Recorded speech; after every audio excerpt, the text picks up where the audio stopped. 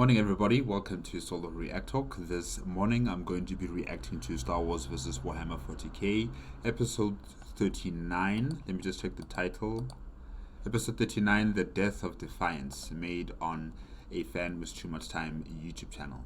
If you guys want to check out my previous reactions to the other episodes, remember the playlist card is going to be at the top here. Just click on it and you'll be able to access them. If you want to check out the original video as well as AFanWithTooMuchTime's YouTube channel, the links are going to be in the description below. Yes, last time I reacted to Star Wars vs. Warhammer 40K, it was a month ago. Yes, I was supposed to react to this video on last week Thursday, but I didn't have the time. So yes, I'm here right now. And in episode 38, Tech, Wrecked, Hunter, and Crosshair and Quo, the Mechanicus of Mars Tech Priest, tried to escape a vessel that belongs to Tarweiler. However, they were prevented from doing so because almost 5,000 soldiers, I think, as well as the captain of the vessel, came into the hangar bay. They were awaiting the landing of a Inquisitor vessel, an Imperium Inquisitor. Her name is Udama, and she was on that vessel to investigate Tarweiler's heretical doings. Yeah, if I can say it like that. Yeah, so she's here to investigate Tarweiler and investigate the vessel that Tarweiler owns. However, the captain of the vessel prohibited her from, proceeding forward with her investigation. She had an associate who happened to be a custodian. The custodian walked out of the vessel and just killed every single one of those 5,000 men and women, as well as the captain of the vessel. So it was a bloody affair in Hangar Bay, and luckily Tech, Wrecker, Scout, Hunter, and Crosshair and Quo, they luckily did not interfere in that political mess. They didn't interfere in that political mess between different factions of the Imperium of Man. They survived, and now they're leaving aboard a vessel along with the Tech Priest C-82. He's also joined them with his own associates. So they're off from that vessel, and we don't know where they're heading, but they've survived. What else happened? Yes, Iskander and Anakin Skywalker, they entered into the private quarters of Tarweiler, if I can say that. It has a laboratory, it has a library, it has his, personal affections and his bedroom, if I can say that. His own private quarters, yes, essentially. And yeah, Tarweiler's been collecting a lot of things that are related to chaos. He has demon swords, he has chaos armor from Chaos Astartes. He has other trinkets that contain souls of the damned and the innocent. And Iskander was basically looking for his weapons. His weapons are a deck of cards. The deck of cards are now in the possession of Anakin Skywalker, and it seems like Iskander wants to see if Anakin can summon the creatures that are within the cards. And yeah, we don't know if he can. It stopped before anything happened. So hopefully in this episode we will see if Anakin Skywalker can really use the deck of the cards like Iskander, and what does that mean, in the future when it comes to these two characters. Because clearly Iskander really wants Anakin Skywalker's body. He wants it. He wants it. He really, really wants it. So yeah, I guess we'll just have to wait and see what's going to happen with those two characters. And I think I've covered all that happened in episode 38. Maybe. Hopefully. Yeah, I can't remember anything else that's important to talk about in episode 38. But yes, hopefully I did everything correctly there. And yeah, let us start with episode 39. Where are my earphones? Okay, alright. So I won't be able to hear anything if I don't have these earphones. So let's just connect and let us start.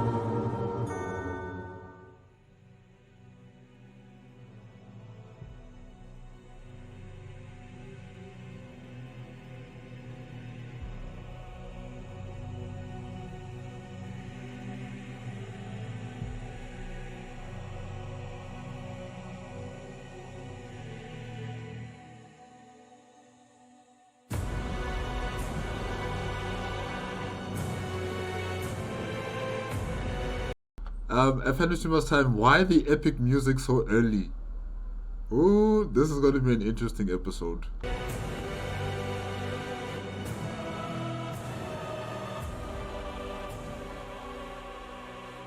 They were gnats, buzzing and biting, but unable to do any significant damage to her fleet, even spread out as they were. Admiral Rolla, we're back. Yeah. She had expected to be done with them quickly. Rolla had expected wrongly. A fact she hated to recognize as she watched the fighting drag on longer and longer.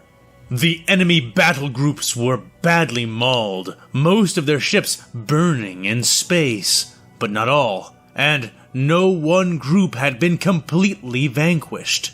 Every one of the enemy attack formations taking severe but dispersed casualties. Severe but dispersed casualties. Huh. Okay. Is this the doing of the Oracle team, Omega's team, or is it Admiral Spike's? Huh. I'm not entirely sure.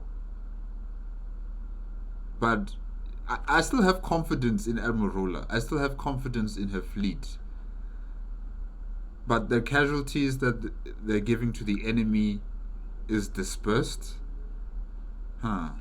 Not sure what does that mean, but hopefully as we go on with the video, we'll have a better understanding. Damn it! I made a mistake. She growled to herself. Order the fleet to fall back to our position. Have our ships ignore the enemy for now, and hope it's not too late. The Lord Admiral yelled more loudly. What do you mean by a mistake? We are destroying them with minimal losses, said her guard captain, Alvet standing dutifully to the left of her throne. I ordered our forces to mop up their local clusters before regrouping, but it looks like we should have simply been regrouping all along. I thought we would run through a force of their size more quickly, but they aren't aiming to damage us. They're stalling. They were always stalling, and I underestimated how successful they would be. The Lord Admiral admitted through a scrunched face, looking as though she were gagging on something sour. But stalling for what? The Republic doesn't have any sort of super weapon. They don't have the Death Star. So what are they stalling for? Did I forget something in one of the episodes where Omega was talking about her plans, or Admiral Spikes? I can't remember right now. I don't understand. Why would they stall you? For what? I think Admiral Rolla has a point here. I think maybe they do need to regroup. Because this is just not... It's not working the way I thought it would. You know, after the destruction of the Pride of the Core, the mandate to 2 dreadnoughts, I was like, okay, now we have an answer for the dreadnoughts. You know, just use the astropathic choir, make the people on the vessels go mad, they'll kill themselves, and then you'll have the ramming speed capability to charge and destroy the command bridge of a mandate to 2 dreadnought. And there's like 3 of them, right? 1 is gone, so that means there's only 2 left. Yes. I don't see any other way of the Republic winning this, really. Omega, what do you think? What are you guys doing? The Oracle team, what is your plan? Okay. The great green hololith before her shone in flickering emerald light, displaying her forces gradually beginning to contract in her direction. Many more slowly than they otherwise would, thanks to the damage done to their engines and maneuvering thrusters. Rolla grit her white synthetic teeth as she saw the Republic punish the late maneuver by destroying several of her weakened escort ships. Though she was at least somewhat relieved to see that the losses to her cruisers of all classes and higher were minimal, almost non-existent even now. Her own Oberon-class battleship was currently circling and dueling with the second massive dreadnought of the Republic Navy. The lettering on this one naming it the Pillar of Order. It earned its name well, much to her frustration, its shields holding strong even after repeated weapons volleys from her own craft.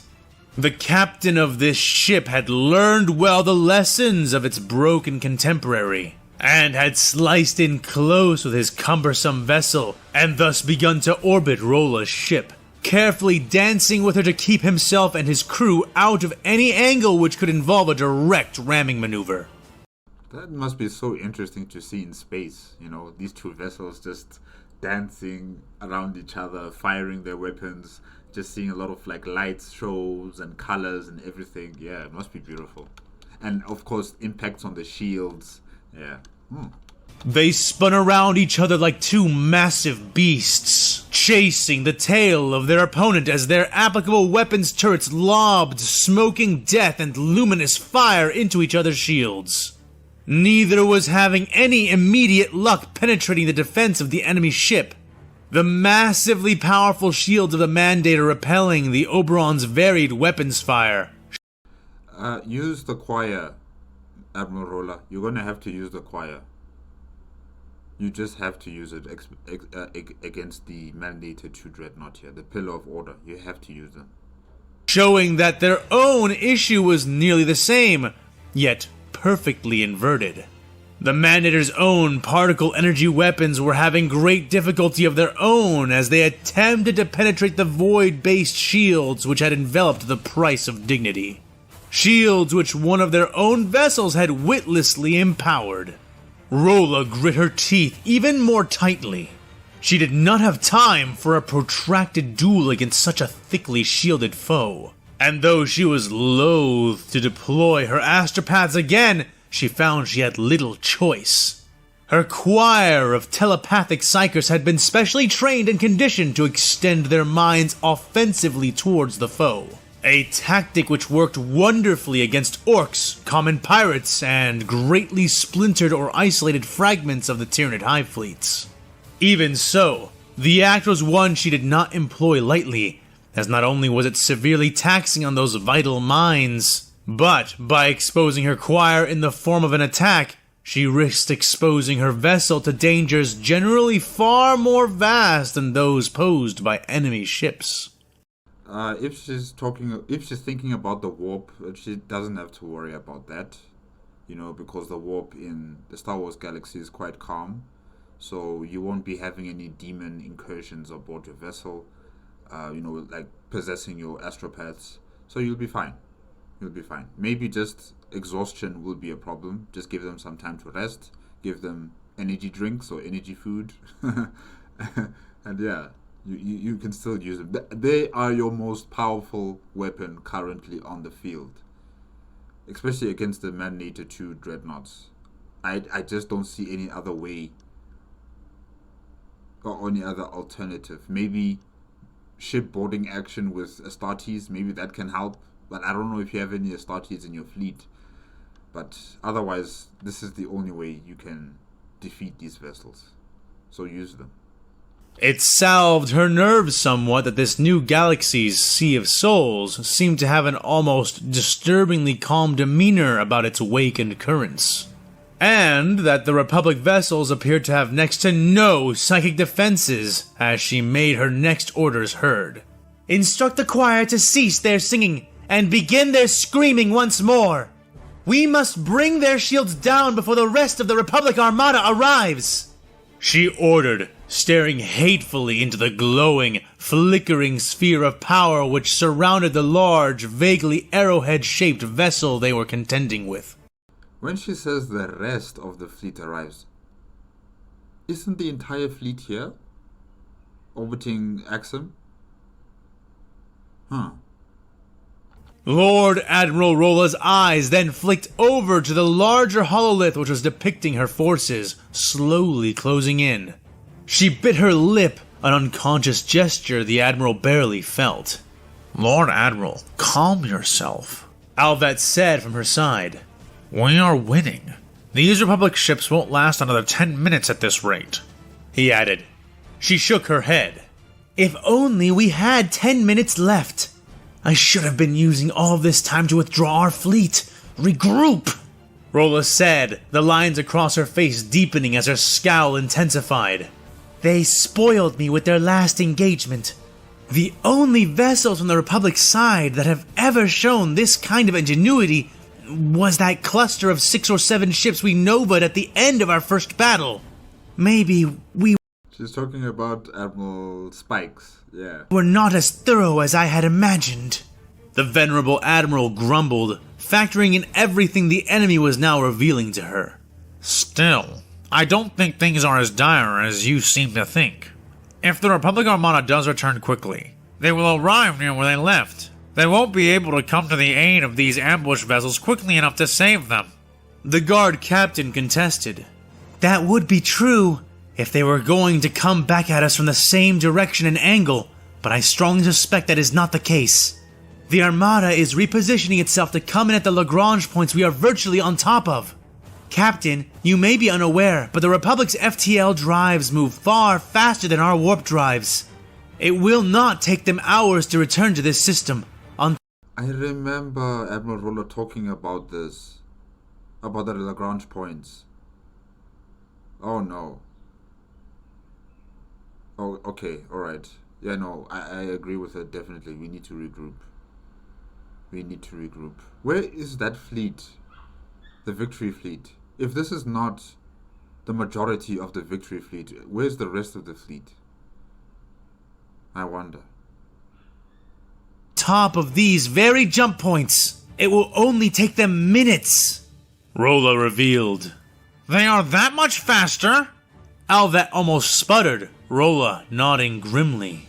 We captured several of their ships during the first battle. The tech priests and tempered hands space marines have been dismantling them and reviewing all data within their computers for weeks. Specifics are unconfirmed, but the possible ranges they showed me during our briefings were not good. At most, it will take them 50 standard minutes, she said to her guard captain. And what's the worst case scenario? How fast can they be here in the shortest estimate? He asked her. Rolla shook her head and scowled at the displays before her more viciously. We are running out of time, she growled before sighing heavily and turning towards her communications officer. Signal the Death of Defiance. Tell them they are clear to use the fusion cannon. Okay, so the Death of Defiance is a vessel. I thought it was just the title of the video, but since the video is titled The Death of Defiance, that means this vessel is really important. You know? It's really, really important. Either it's really important or it will be destroyed by the Galactic Republic Navy fleet. Okay, Death of Defiance is a vessel. Fusion cannon.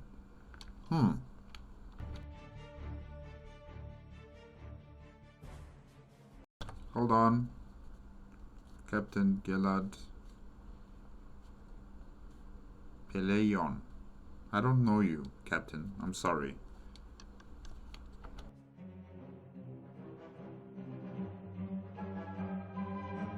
The captain leaned forward while sitting in his command chair, unused to being seated while giving orders, but forgetting his discomfort as a new revelation took its place.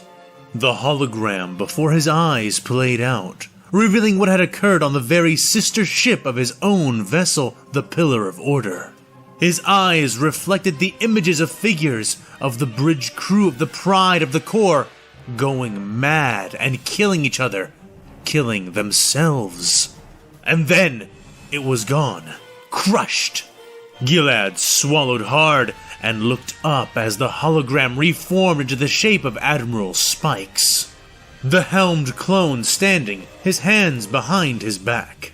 The hologram was flickering and unstable, and a commotion was clearly kicking up around the Admiral as he fought for his life in his much smaller Victory-class Star Destroyer. I am engaging the Imperial flagship even as we speak. How by the many moons are we supposed to defend ourselves from that kind of weapon? Losing the Pride was bad enough. Fleet morale won't hold if we suffer that kind of loss twice in such a short amount of time, the captain said, keeping his composure but stating plainly their dilemma.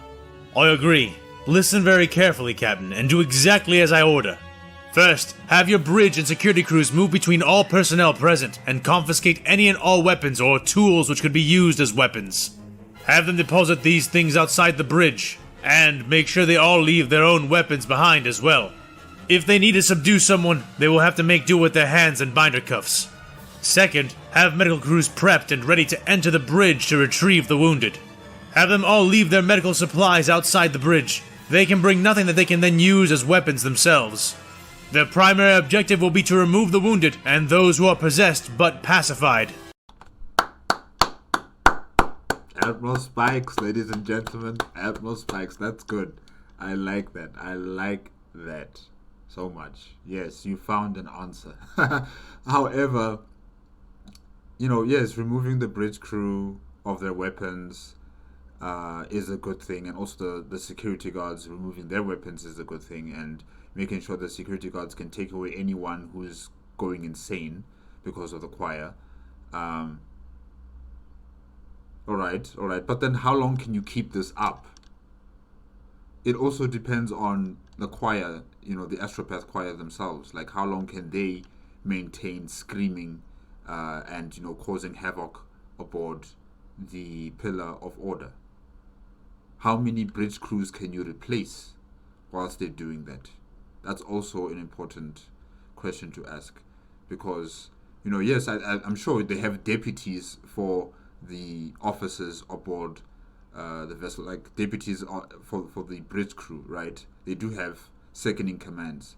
But now, once those are also incapacitated, what's next? Who's going to replace their positions? Who's going to fill up their posts? So, yeah, this is a good measure. It's a good plan. Very good plan.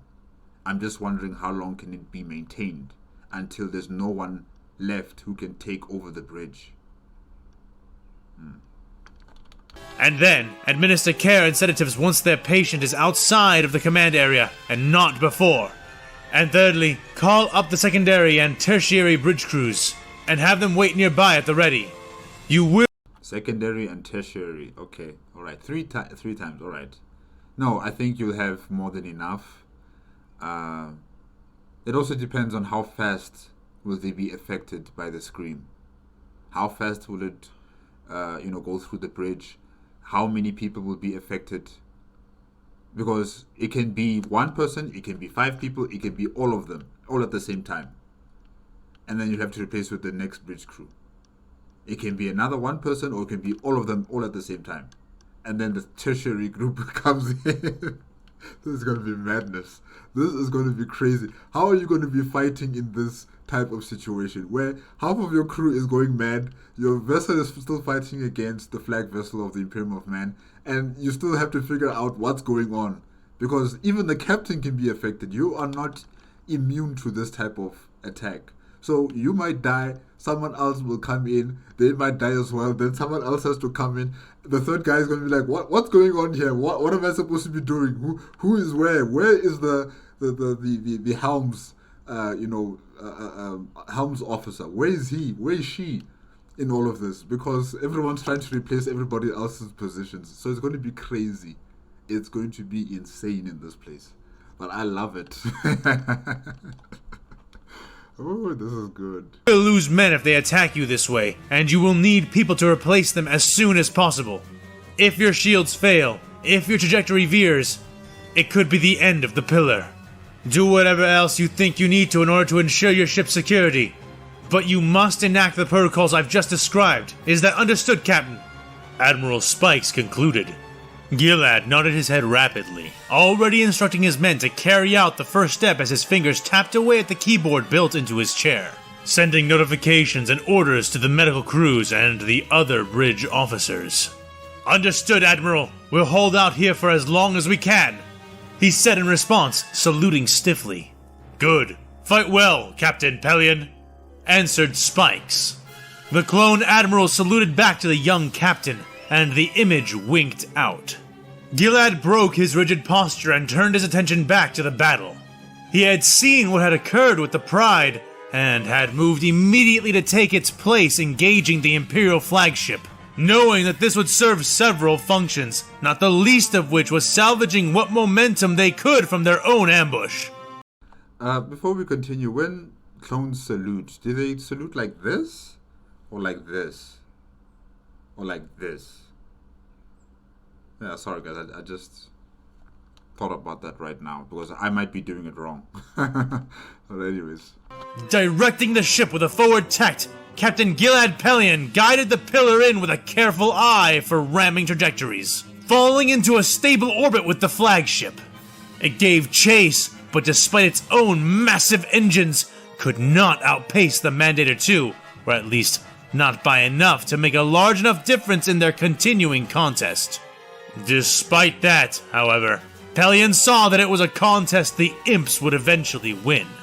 The weapons his vessel had to fight back with were paltry when compared to what the Imperial ship was throwing against their powerful shields. And he knew, in a contest of endurance, the Pillar of Order would ultimately fail without the introduction of some mitigating factor. Luckily, he did not need to win, only to hold, and that he was accomplishing well enough. Helmsman, begin a wide-sleeve rotary maneuver.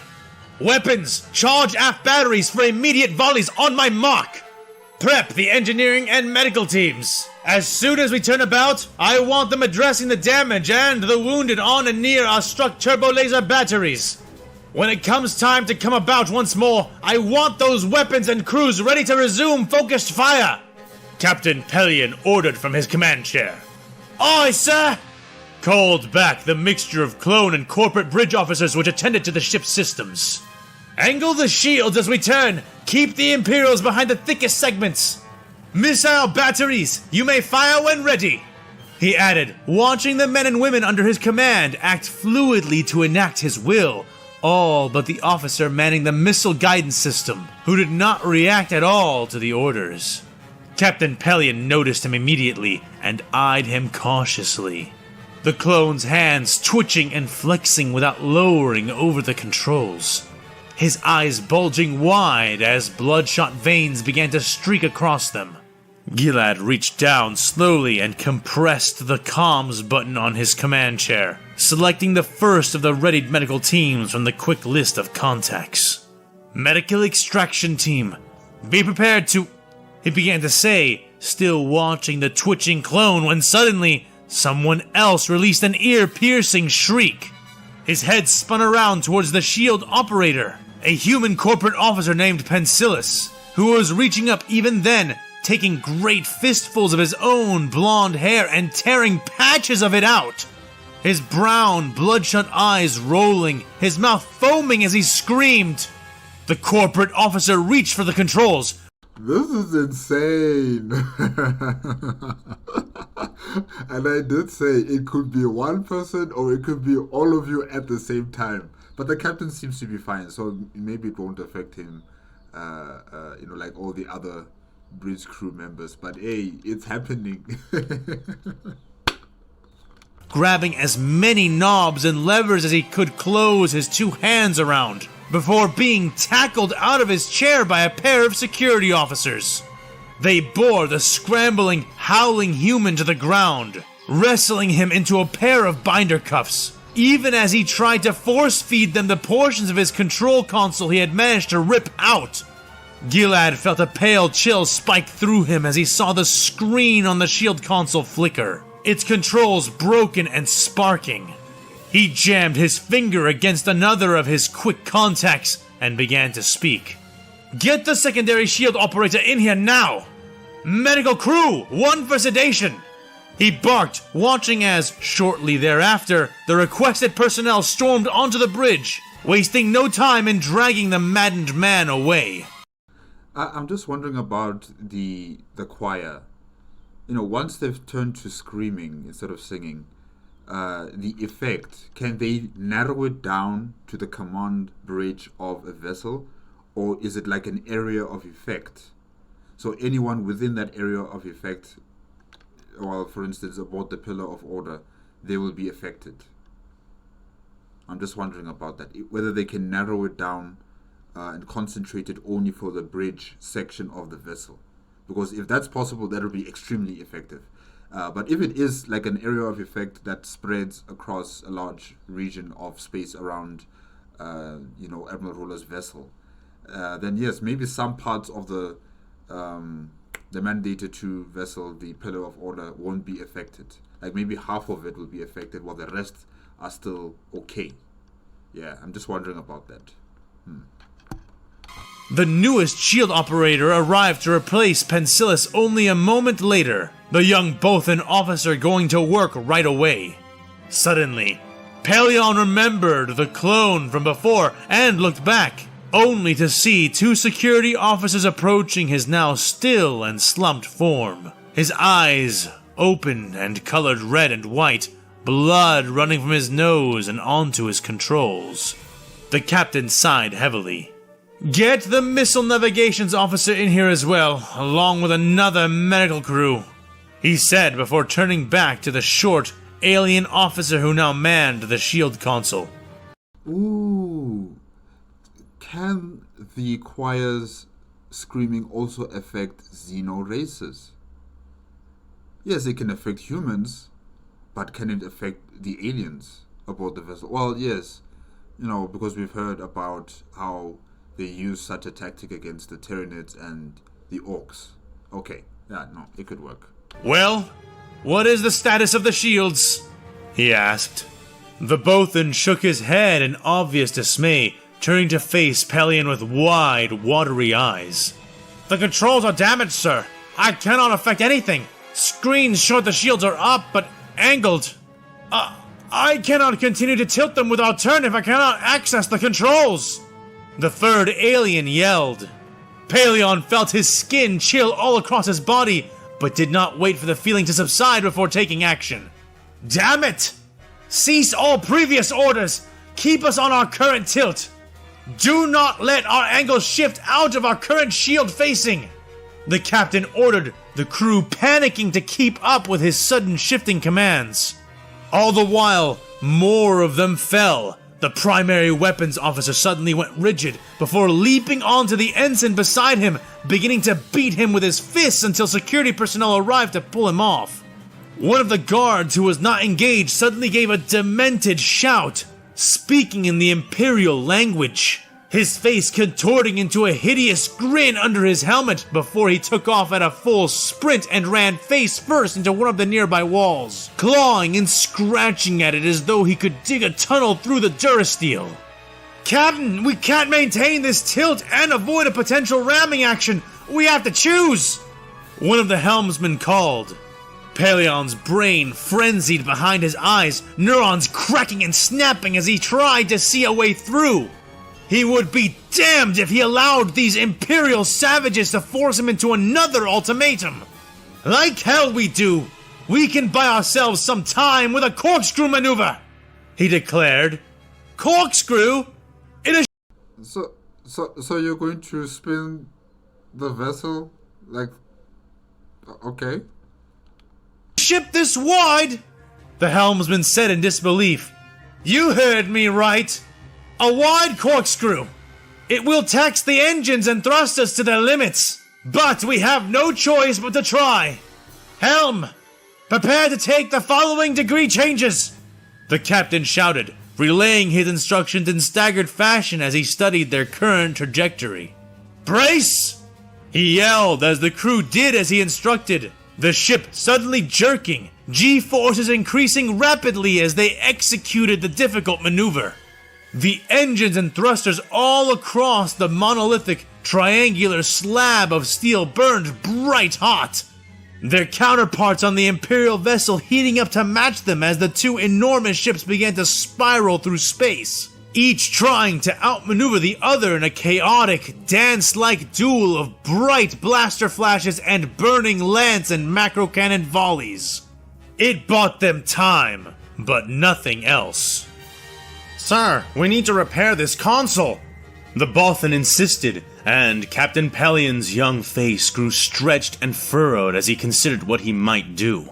"I cannot just call a maintenance crew in here. Those tools could quickly be used to kill us all," the captain asserted, speaking as yet another member of the crew fell over dead, blood spurting from his nose.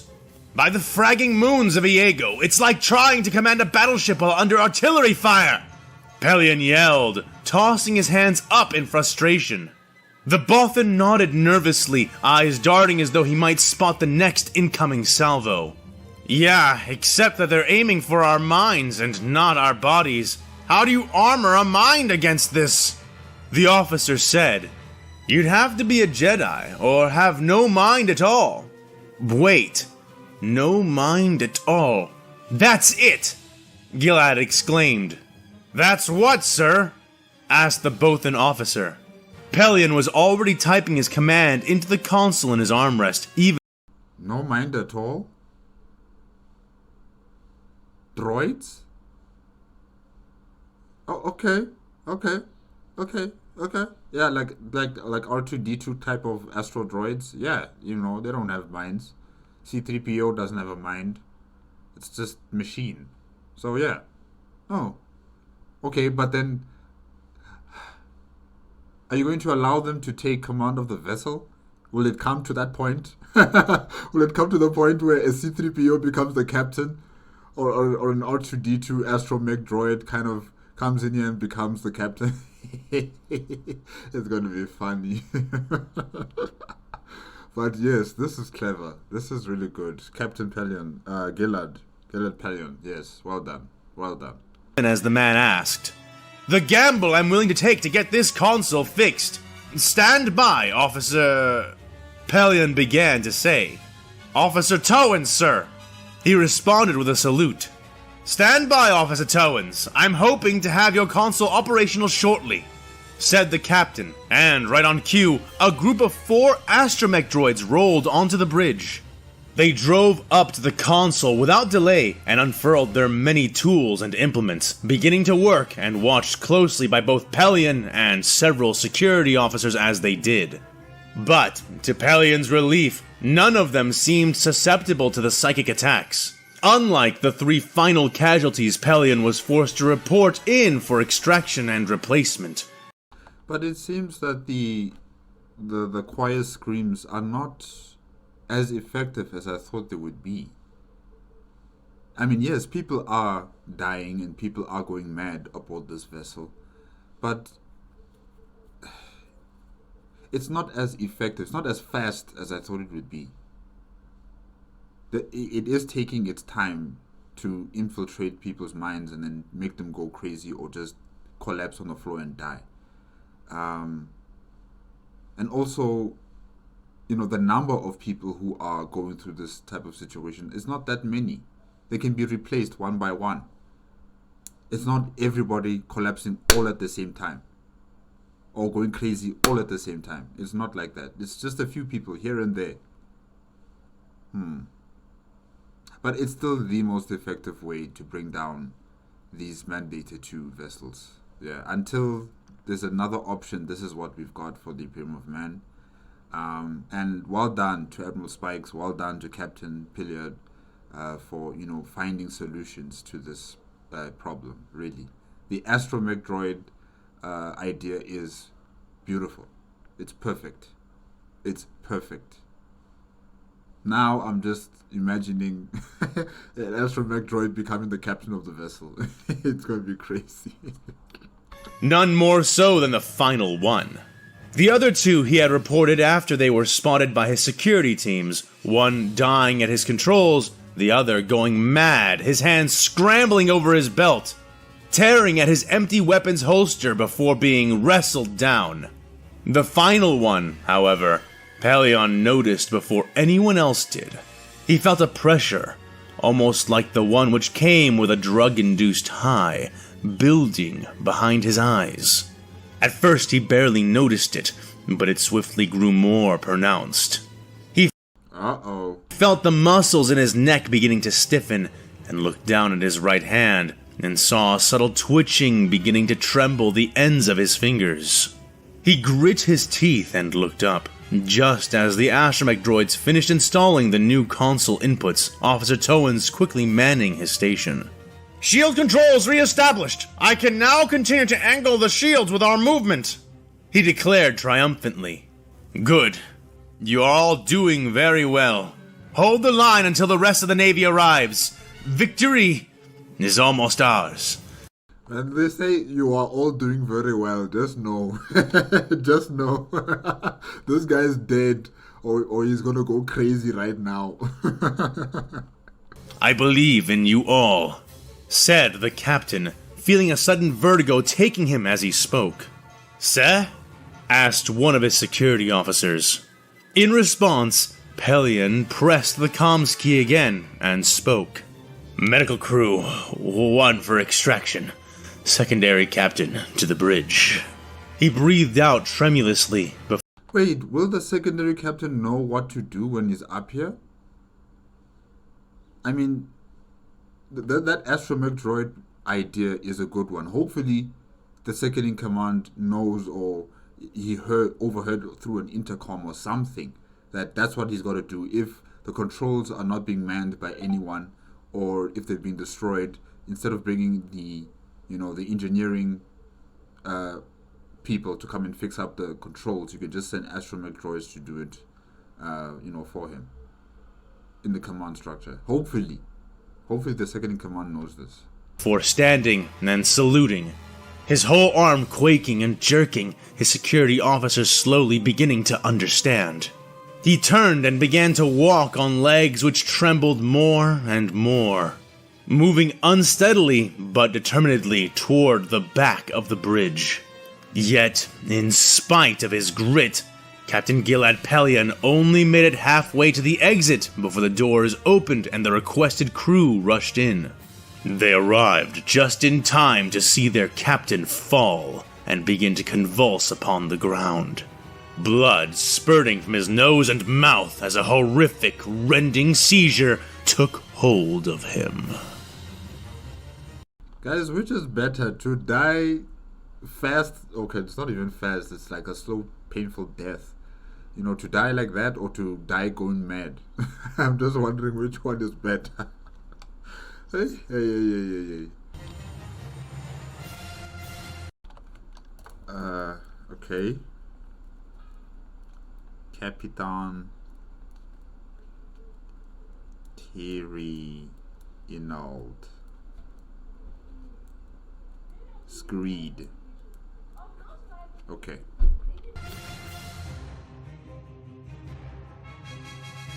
Captain Screed chafed at the orders being delivered to him, but saluted and nodded his head regardless.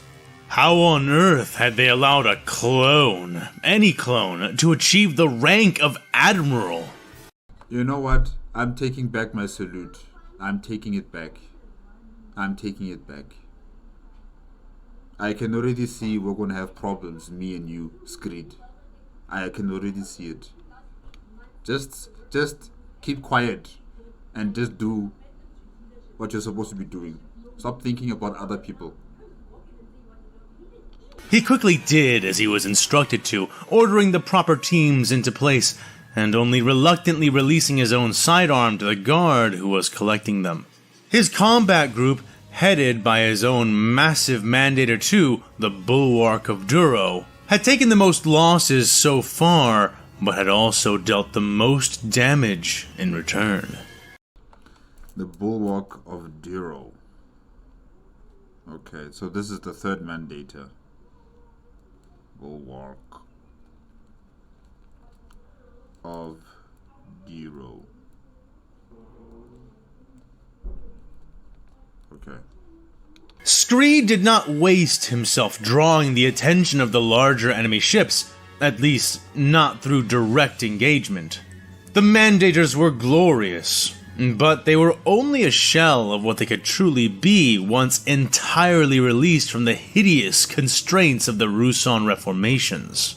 Viewing the weapons and tactics of their new enemies, he had no doubt that the Senate would soon lose their taste for tradition and quickly begin to lessen the constraints, or at least ignore any violations their fighting forces perpetrated so long as victory was achieved. But all of that was for the future, and Screed needed to keep his mind directly in the present. A present in which he was fully aware of the fact that he could not harm the largest of the enemy cruisers and battleships conventionally. And so, the captain did not even try to, instead instructing the ships of his battle group to harry the largest and most dangerous Imperial cruisers, while he used the massive firepower mounted onto his own battleship to chase down and destroy the smaller escort vessels of the Imperium. Okay, I think I see a problem here. In terms of Admiral Spikes, he's been able to spread this information to the entire fleet of, vessels. Anyone that can hear him, anyone that can receive his message about what they should do against the Imperium of Man vessels, making sure that their crews are not going insane by the choir screaming instead of singing. Now, did Admiral Roller also send this same information to all of her vessels? That you should command your choirs to start screaming instead of singing, especially when they're in close proximity to enemy vessels. Because I don't see that being replicated here with other vessels of the Imperium of Man, where they are initiating this tactic to disable the Republic vessels and then finally destroy them. Because Admiral Spikes has been spreading the word to other vessels on what to do against this type of, psychic warfare. Admiral Roller, you have to spread the word. You have to spread the word. Don't keep it to yourself. If more, astropathic choirs can do this type of tactic, you can win this battle far more quicker, I think, even as you regroup. Succeeding in quickly eliminating several, even while under fire. The near planetary level of their incredibly powerful shield systems made use of all of the energy that should have gone into proportionally sized weapons. But Screed scorned them less and less as he continued to benefit from their aegis. However, Screed also knew that the more successful he was with his big fish, small fish tactic, the more likely he was to draw unwanted attention. That attention revealed itself in the form of a massive and undeniably odd battleship which came upon them from on high as they chased down a small cluster of burning escort ships. "Captain, an Imperial battleship is approaching. It's just as large as we are, sir. Even larger vertically," called one of the censor's officers from his station, a corporate uniform denoting him as a part of the Kuat Corporation. It's not Roller, is it? "Ignore it! Comms, call up some squadrons and have a dozen victory classes drop in on it and distract it. Keep pursuing those ships!" Screed ordered, eyeing the sensor reports which were projected to him and keeping an eye on the enormous vessel as it came closer. All across the battle around them, both above and below, Republic ships began to disengage from their desperate struggles, leaving their comrades to pick up their slack. The bladed arrowheads of the several Victory-class Star Destroyers which had been called upon smoothly curved away in wide arches. Red and silver hulls slicing through space as they angled their points towards their new target. They opened fire on the enormous Imperial cruiser, focusing on its maneuvering thrusters and engines, and in doing so, discovered even more oddities about the ship. "Sir, the attacking victories are reporting that the vessel is not shielded. I repeat, the enemy ship has no shields at all." So it's just armored?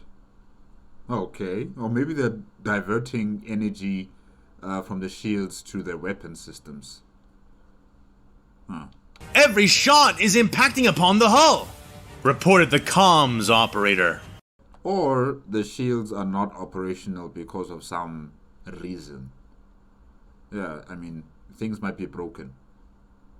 "What? Then that means that battleship is vulnerable. Disengage! Disengage! We're going after a bigger target. Pull us about!" Wait. Hold on. Don't rush. Okay, yes, their shields might be disabled, but it doesn't mean that the ship is weak. Okay?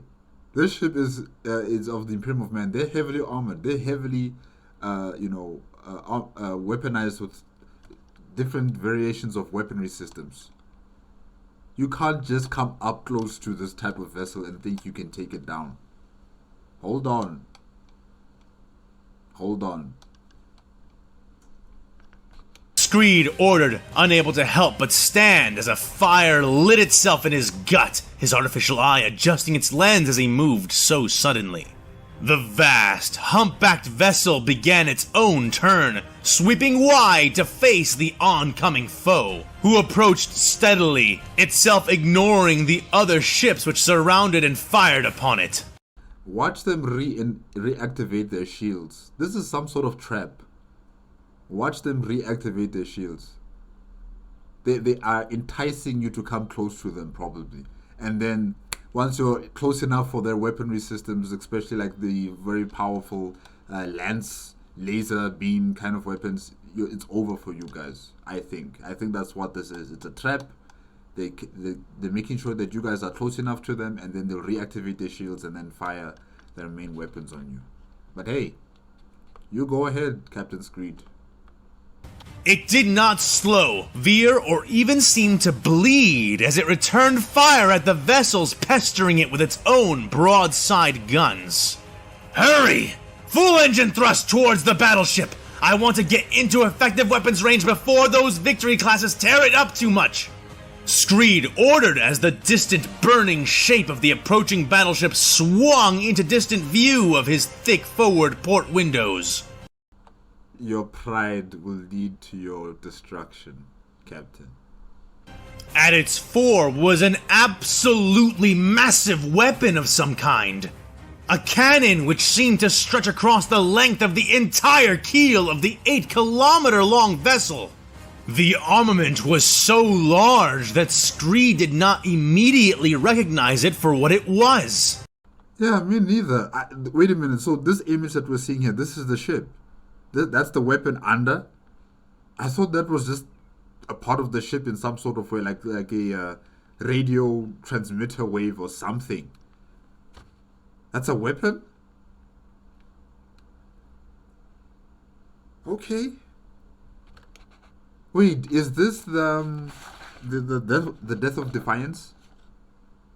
And this is the fusion cannon. Oh, okay. And even once he did, he could not believe that the entire length of the thing was actually used as some kind of effective weapon.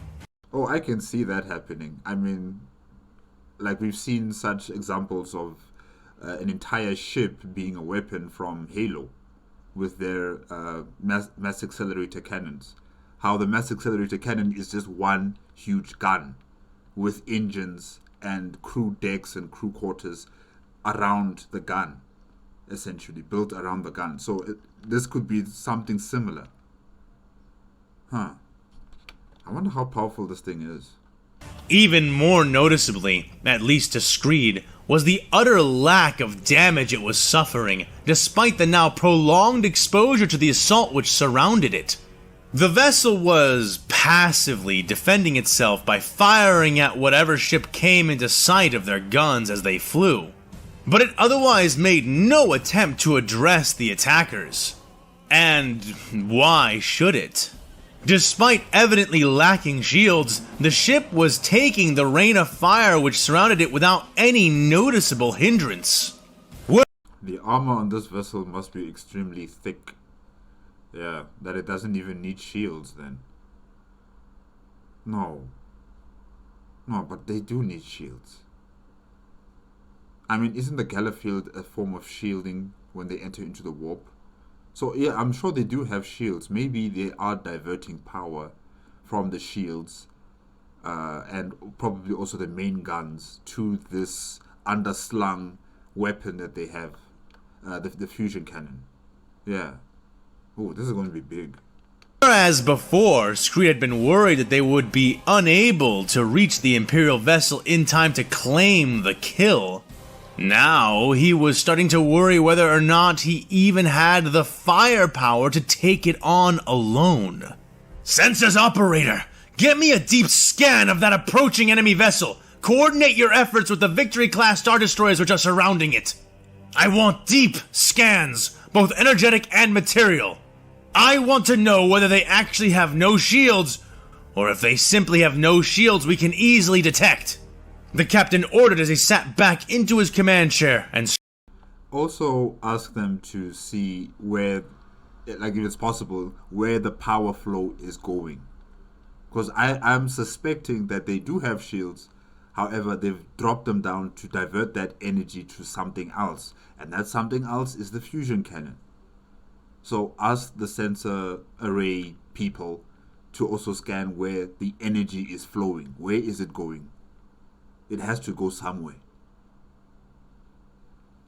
stroked his naked chin, glaring with his human and machine eye at the oncoming warship. Minutes later, the results were in, and his human eye bulged in response. Captain, you're not going to believe these readings, but... The corporate officer muttered as he looked down into his console displays. Spit it out! I don't have time to disbelieve! Tell me what we are flying into, now! Screed barked, the officer nodding immediately and proceeding with his report. Yes, sir! Deep material scans are implying that... there must be some mistake. The scans are implying that 86% of that vessel is composed of forged Beskar metal, he said. Not only Captain Screed himself, but the whole bridge were stunned at the revelation. Screed turned his eye back on the Imperial ship, watching as the vessels around it fired into it. No way. Almost 80%? Oh, wow. Their massive particle bolts bouncing off the iron skin of the Imperial Dreadnought as surely as regular blaster bolts would bounce off the plates of a Mandalorian Super Commando. Mandalorian iron? You are saying that ship is a giant slab of Mandalorian iron? The captain bellowed. That's not all, sir. The officer continued. Energy scans have confirmed that the ship is unshielded, but they have revealed something else. The ship has some kind of enormous centralized power source, and the readings coming off of it are intensifying. It's charging something, the corporate man reported. I knew it. That gun under the ship, really, it is sapping a lot of energy and it takes a lot of time to charge up. Hey. What's your name again? Captain Screed, you better take evasive action. You're too close to this vessel. This was all one big trap, I'm assuming. It was all one big trap.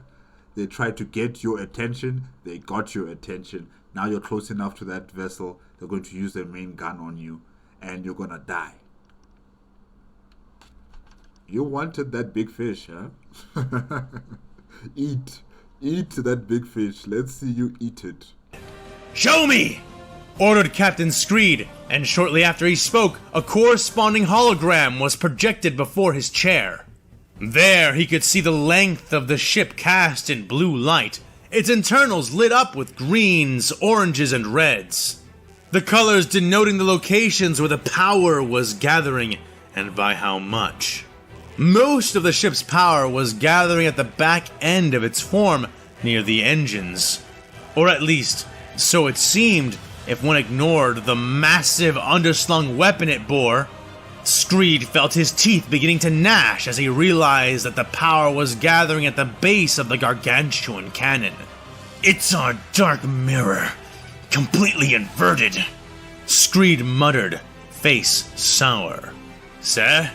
Asked his first officer, who stood to his right, having just barely heard the words, but Captain Screed did not elaborate. In his mind, it should have been obvious. Here he was in a ship where most of its power had been dedicated to defense, to its advanced shielding systems. There was his enemy, in a ship where the majority of its power was not dedicated towards shields, but instead into its main weapon. The dark mirror. Okay. He wished he could say that made them equal, but some of his power did need to go into his weapon systems, whereas none of their power was going into their Beskar armor. Then divert all non-essential energy and also the weapons energy to the shields immediately, right now. Do it now. What would happen when the two collided? Should we veer off, sir? His first officer asked, speaking again. With a ship this broad? Screed snapped at the clone. No, we cannot avoid coming into their combat range now, and trying to turn off will only make us a larger, easier target. We need to keep our profile slim and angle ourselves off their central approach. If we can take that shot on the wing or avoid it altogether, then we should. Cease all fire! Draw all power to the shields! Once we are behind that thing, then we can resume the offensive. The captain ordered, his crew following after his direction obediently. Both ships rumbled through the void of space, engines quaking the vacuum as they approached each other at maximum reckless speed, gathering velocity all the while. Light began to shine from the mouth of the encroaching Imperial weapon, and alarms began to sound across the internal space of the Victory-class vessels which surrounded it. Oh man. Radiation flooded the void between the warship and its pursuers, making their shields glow blue and green against the invisible waves of energetic particles. The two dreadnoughts were now easily within range of each other, but neither fired, at least not yet. You know, if you were aboard that mandated to on the bridge, you would just see like a bright star, a distant bright star. Because that weapon is charging up. So you just see it there and you can't really move because you're so big. So you're just seeing this bright star there until that bright star becomes even more animated and you see it's like one giant laser just coming directly for you. Oh, this is so cool. This is reminding me of Gundam Seed. I don't know if you guys know or watch anime and you know about Gundam. But yes, there's a series called Gundam Seed, and in Gundam Seed they have vessels that have very powerful cannons called Lohengrin, something like that, Lohengrin or Tarhiza, something like that. I forgot what they're called, but they're very powerful anti-ship weaponry systems. And you know, there were some episodes in Gundam Seed where they would show these types of weapon charging up in the distance. And you know, it would be like a bright star, and once they start firing that weapon, complete devastation against the enemies. So yeah, it's kind of taking me back to Gundam Seed.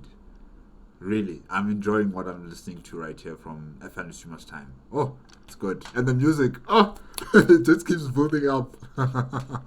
Captain, the enemy will engage us soon. It will happen any second. There is no way they can keep building up power like that otherwise. The censor's officer called out. Begin veering, now! Slide out of their center! Screed roared, and just in time. The humped-back arrowhead shape of the bulwark of Duro swung, cutting its main engines and firing all of its retro thrusters, using its forward momentum to attempt to slide past the Imperial vessel as they did. An instant later, the Imperial warship opened fire. Captain Screed had been expecting a discharged projectile, or perhaps a powerful beam or bolt of energetic mass. He was unprepared for the actual manifestation the attack took on, and the damage it would cause to everything and everyone beyond its muzzle. The vacuum of space was filled with brilliant white light as an unthinkably enormous gout of hyper-agitated particles surged out from the barrel of the nearly 8-kilometer-long fusion cannon. The wave struck the shields of the bulwark of Duro like the weaponized blast of a star's coronal mass ejection. Radiation, heat, and fissile matter caught between mass and energy, shredding through the vaunted Kuwati shields. The entire right half of the bulwark was completely vaporized, slicing through and devastating the hull of the ship in the same way an unstable lightsaber blade of colossal size might. What was left of the vessel spun away, entirely out of control as it tumbled through space, colliding with 3 escorts and 2 star destroyers in the process, crushing them all. But that was not even close to where the damage ended for the Republic. The enormous fusion discharge widened like a funnel as it spread out, dissipating and glowing weaker as it did, yet still managing to reach and destroy a vast slice of Screed's battle formations. A few Imperial ships also perishing in the blast. 2 large asteroids which had been lingering in the stable gravity of the Lagrange points, each in excess of 20 kilometers, were struck and blown into radioactive fragments, spreading across to strike even more vessels, Republic and Imperial both. Screed lost consciousness during the attack, but awoke seconds later, groaning as he found himself sprawled out across the floor of his command bridge. Oh, man.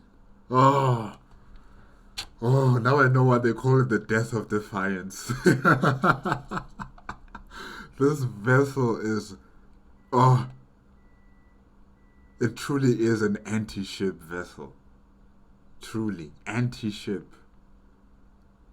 Anti-ship. It destroyed that Mandator too. Cut it in half. Well, not half, but, a bit of the right side is just completely gone. Oh, wow. And then the ships behind the Mandator 2 also got caught in the firing range of this weapon. The fusion cannon. Well done. Well done. Admiral Roller, why didn't you use this in the beginning?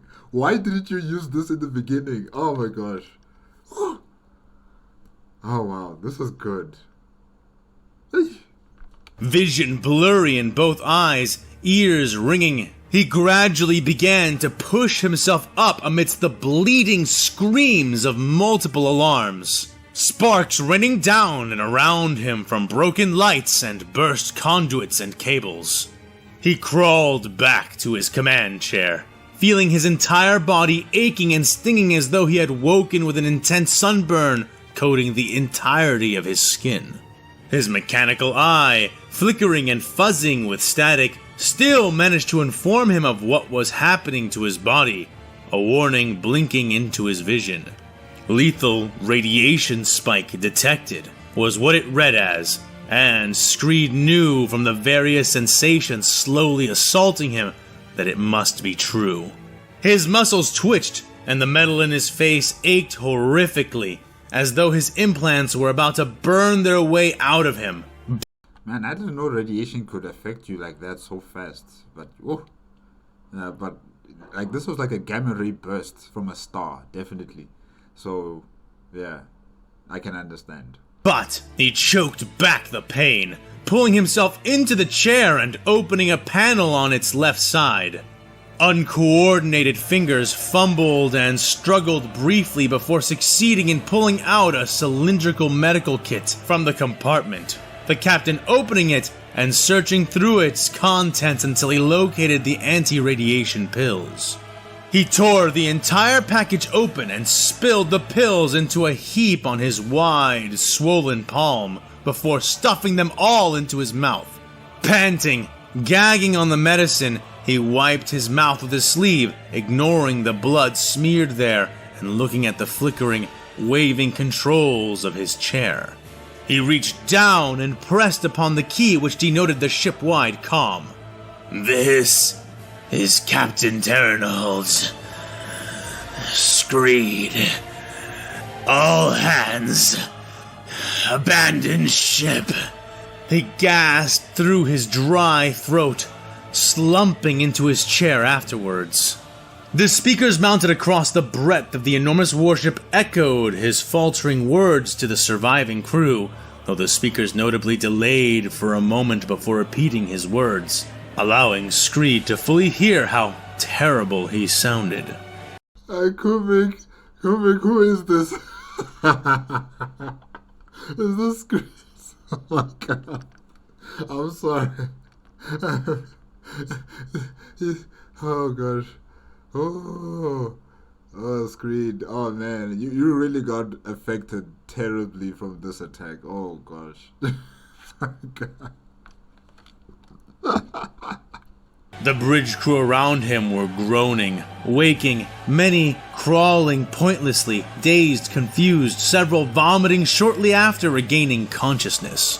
Sores, blisters, and bleeding rashes began to appear across the exposed skin of all those the captain could see.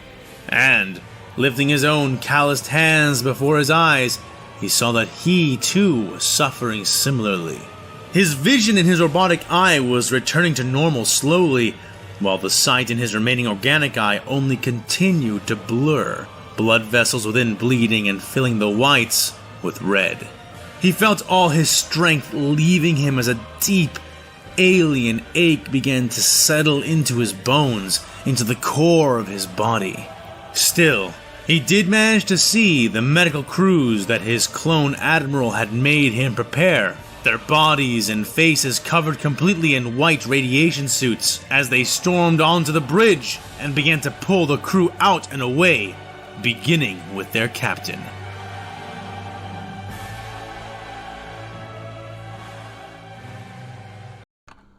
This really, it has to be one of the best space battle segments in Star Wars vs. Warhammer 40K. One of the best. I say one of the best because we're not yet done with the season. We don't know. There might be even far better battles than this one. But what I've just seen here, the display of power from the Imperium of Man. Oh my god. Oh my god. Ah, amazing. Amazing.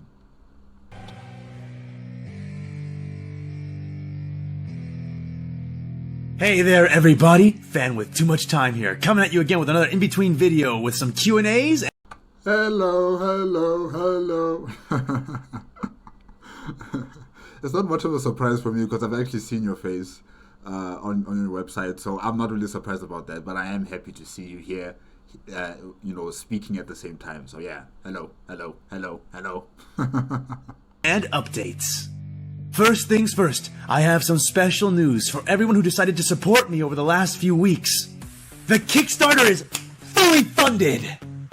And not only that, but we've reached 2 of our stretch goals so far. That's right, the 500 and 1,000 stretch goal have been reached. What does this mean, you might ask? Let me tell you. Now included in each order of the Red Hunt is the Monsters of the Red Hunt art book. It's like the mini Monstorum, but not so mini anymore, and all about the Red Hunt. All yours, thanks to this stretch goal being reached. Thank you. Not only that, but because the $1,000 goal was reached, that means that a print of the Hide Stalker comes free with each order. And if you have not yet purchased an issue of the comic, but want in on some of these special treats we're earning, go ahead and go on to the Kickstarter in the description down below. We're going for all of those reach goals if we can get them. Every little bit is more for me and more for you. And it goes without saying that I cannot thank you enough. Thank you for helping make this happen. It is a fucking dream come true. To everyone and anyone who donated to this, thank you. You are the dream makers, and I am honored to be blessed by you. Thank you. Now, with that said and done, let's move on to some Discord matters. That's right, Secret God wants you to be a moderator. Go ahead and contact Secret God? Secret God or Secret God? Secret God on the Discord in the description down below if you'd like to take on the role of moderator inside of, well, my Discord. It's up to you. It's a big responsibility, but if you think you're up for it, the job is there. And now, lastly, the Q&As. Now, ahead of time, let me say this. Forgive me if I'm not keeping these in a specific order, and you have my permission to repost your Q&As as much as you want unless I tell you to stop, because it's hard for me to remember where I left off and where I moved on from, so I'm just going to start where I think I should. Forgive me if I skipped you. Go ahead and put it back in. I'll get to you eventually, or I'll eventually tell you to stop, I guess. But one or the other, no problem here. So, first question is from Logan. Q&A. Since it probably won't be covered by the story proper, how do Imperial fighters and spacecraft size up against their Star Wars equivalents? Keep watching, Logan. Next question is from Asmodai.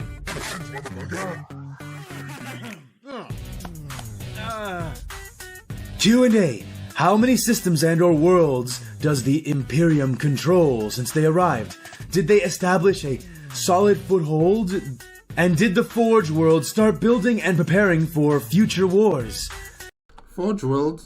Already? Yes, but more on that later in the series. But you're on the right track, for sure. And trust me, Orion's not sitting around without laying roots down. He needs that logistics system like any good Ultramarine does. Next question is from NFKR. Q&A. Will we begin to see more clones fall to chaos? And perhaps the other Chaos Gods later on? Oh, most definitely. Those are spoilers. You have to keep watching to find out. JL. Q&A. Ooh, there's quite a few of them on here. Let me see. I'm gonna do them rapid fire. Will we get to see more Samael? Yes. Will we get to see Padawan Gaffin again? Well, Isn't he dead? maybe. Or maybe you'll just see what's left of him. What are your intentions regarding showing... No. Don't make him as a servitor. Please. No, man, no. Oh, gosh. No. Not a servitor, please. the good side of the Imperium of Man? I'm not quite sure what you mean by what my intentions are, showing the good side of the Imperium of Man. The good side of the Imperium of Man, insofar as it's been preserved in the lore, is basically just that they enable mankind to survive. A concept that is being more and more eroded away as factions like the Tau and the Leagues of Votan prove they can exist harmoniously with a lot of really advanced life-saving technology. I think it was a joke. I'm going to take that as a joke. You know, I'll take that question as a joke. Which is a real, I hope they address that in the lore, otherwise it's becoming to be the case that the Imperium of Man really is just the flat-out bad guys, given that they are so unnecessarily cruel at every turn. That wouldn't be good, but insofar as the good side of the Imperium of Man, there are good people in the Empire that have to exist in these situations, but the Imperium of Man is largely a structure composed of, what people think are needed to survive, and things like human rights and things are not really considered or thought on because we simply aren't in a place where people can have them preserved above the general safety of everybody in the galaxy, or rather in the Imperium. At least this was the way that it used to be more predominantly portrayed. Now it's not so much, it's drifting away, and we'll see how that turns out. Now then, forgive me GL, but I'm gonna have to stop right there because you have quite a few, and I need to move along to other people with questions. So, moving along. Road 97, Q&A. Will the Republic resort to using more kinetic-based weapons to break void shields of the Imperium warships and vehicles? Spoilers, but you'll see what technologies and different weapon systems they adopt as they intensify their war effort. Hatter the Proud Heretic asks, Q&A. When will we see romance arc between Skywatch Chapter Master and Lord Admiral? You're a heretic, yeah. You are a heretic. Ugh. Heretic, aren't you? And this will be the last one I answer for today. From Fabius Bill, Q&A. What exactly have the Space Marines been up to? Are there none stationed around Axum or near it? The lack of any Astartes involvement beyond a sole librarian left to guard a single ship leads me to believe that the Republic may be in for a rude awakening once there is a whole scattered fleet of Space Marine forces. This is a legitimate question. We haven't seen that many Space Marines, well, I haven't. I can't remember from all the episodes that we've gone through. Yes, we've seen librarians, but yeah, we just haven't seen enough Space Marines. Maybe because they are that few in number and they're on special missions. They're not really here for the Battle of Axum. This is like a huge mobilization effort, and yeah, I think they are probably across the galaxy doing other special types of missions that are important for the Imperium of Man. Yeah. Exterminating planets in the heart of their space. Well, spoilers, but stay tuned. You will see where the Space Marines are. They will make themselves known in due time. Alright then, with that all said and done, I think it's time we get back to the video. I hope you got a snack, got some water, because here is the rest of the episode. Enjoy.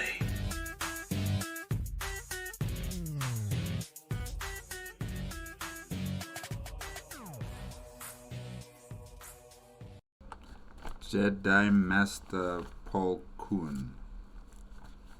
I don't think I remember you, Jedi Master Paul Koon.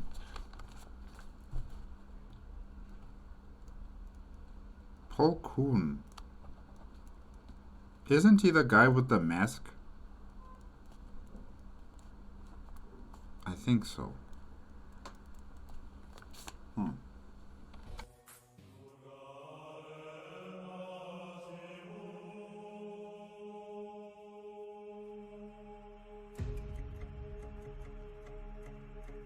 Plo Koon and his attack force of several hundred Jedi starfighters had taken only a relatively short time to disable most of the maneuvering thrusters and engine stacks on the ship they were sent to distract. Oh, so it's you guys who are doing that. Destroying and disabling the Imperium of Man vessel's engines. Okay. Their swift vessels among the fastest and most compact in the galaxy. This proved a near-terminal hindrance for the point defenses on board the escort craft, their targets being smaller even than the alien Eldar vessels that the Imperials were more accustomed to fighting. Jedi precognition was a game-changer when it came to the insane speeds of starfighters, and among the many talented pilots of the Order, few could match Master Plo. The escort was soon limping away, and then tearing open an FTL portal to escape through, freeing up Plo and his forces to distract the other ships as well, guarding Mace Windu and his retreating boarding pods as they made their way to the battle below. They had been well on the way to immobilizing the two remaining ships when suddenly a sense of sudden dread struck the Jedi in the attack force.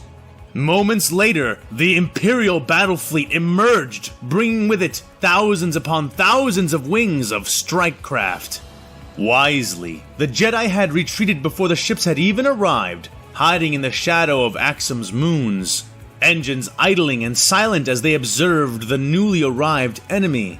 Taking the measure of their actions and realizing that the Imperial battle fleet had arrived in response to an armada sent by the Republic, one which had already arrived, though distantly, at the opposite end of the system.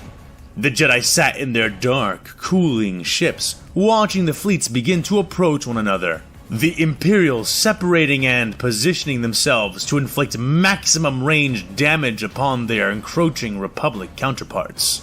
"They are venturing into butchery," said Master Thome, speaking to his fellow Jedi telepathically through the mind link Master Plo Koon was supporting. "Then we should not remain here. We must act," said Jedi Knight Ventrala, her fists tightening over her yet inert controls. "Patience, Kira. All may not be as it seems," said Master Plo Koon, speaking calmly through their link and helping to soothe her with his own stalwart presence. And just as Plo Koon had predicted, the Republic did not march into a massacre, but rather lured the Empire into a trap, their main force departing as a secondary force arrived, pinning the spread Imperials and negating their range advantage completely. "Now is the moment we have been waiting for. Jedi Knights, spread out among the battle and aid the clones however you can. Spread what we have learned in our battles to the other squadrons and lead them to victory for the Order and the Republic." Man, this is giving me like Protoss, feeling about it. When you're hearing Jedi Master Paul Koon speaking telepathically to everyone, it's just giving me Protoss. If you guys know StarCraft, then you know what I'm talking about. Really, the unity, Kala. Yeah, really. He's just giving me this Protoss feeling about him. Yeah. declared the alien Jedi Master, the other knights roaring affirmations of their own through their mind links to Master Plo Koon before reactivating their ships, engines flaring to life. The Jedi set off at a blistering speed in their Actus II interceptors, whipping through space at velocities which would have blacked out regular pilots, the Force sustaining them as they spread out across the fleet and began to do as Master Plo had bid them to, greatly aiding the clone starfighters in their own battles and objectives. But, as Plo Koon himself soon learned, most of those objectives consisted mainly of moment-to-moment survival and little else. It was not the many enormous weapons which now threatened the thousands of Republic starfighters, which sped in and around the attacking ships, nor was it even the many dedicated anti-strike craft turrets which covered most of the Imperial vessels like spines. Tens of thousands of Imperial strike craft had been deployed, flying in wide wing formations, trailing fire and smoke as their combustion engines propelled them savagely through space. They fell upon the Republic attack formations with rapacious aggression, their oversized weapons issuing raw, brutal death towards anything they could track down and shoot. But, despite being outnumbered by the masses of Imperial craft, the Republic was not without its own advantages, which Master Plo flexed to the limit as he cut his way into one of the Imperial strike wings. The organized V of enemy vessels was rocketing forward at a reckless speed, to be certain, far faster and burning brighter than nearly any of the individual warrior cultures and separatist allies which the clones had been facing in the war.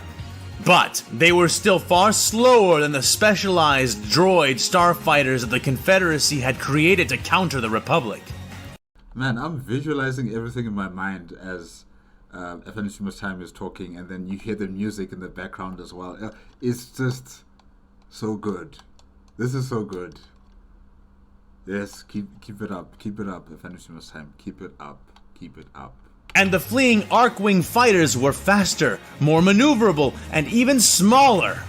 The 6-winged, 3-man crewed starfighters were considered large for their class of ship, but they were barely half the size of the vessels chasing after them.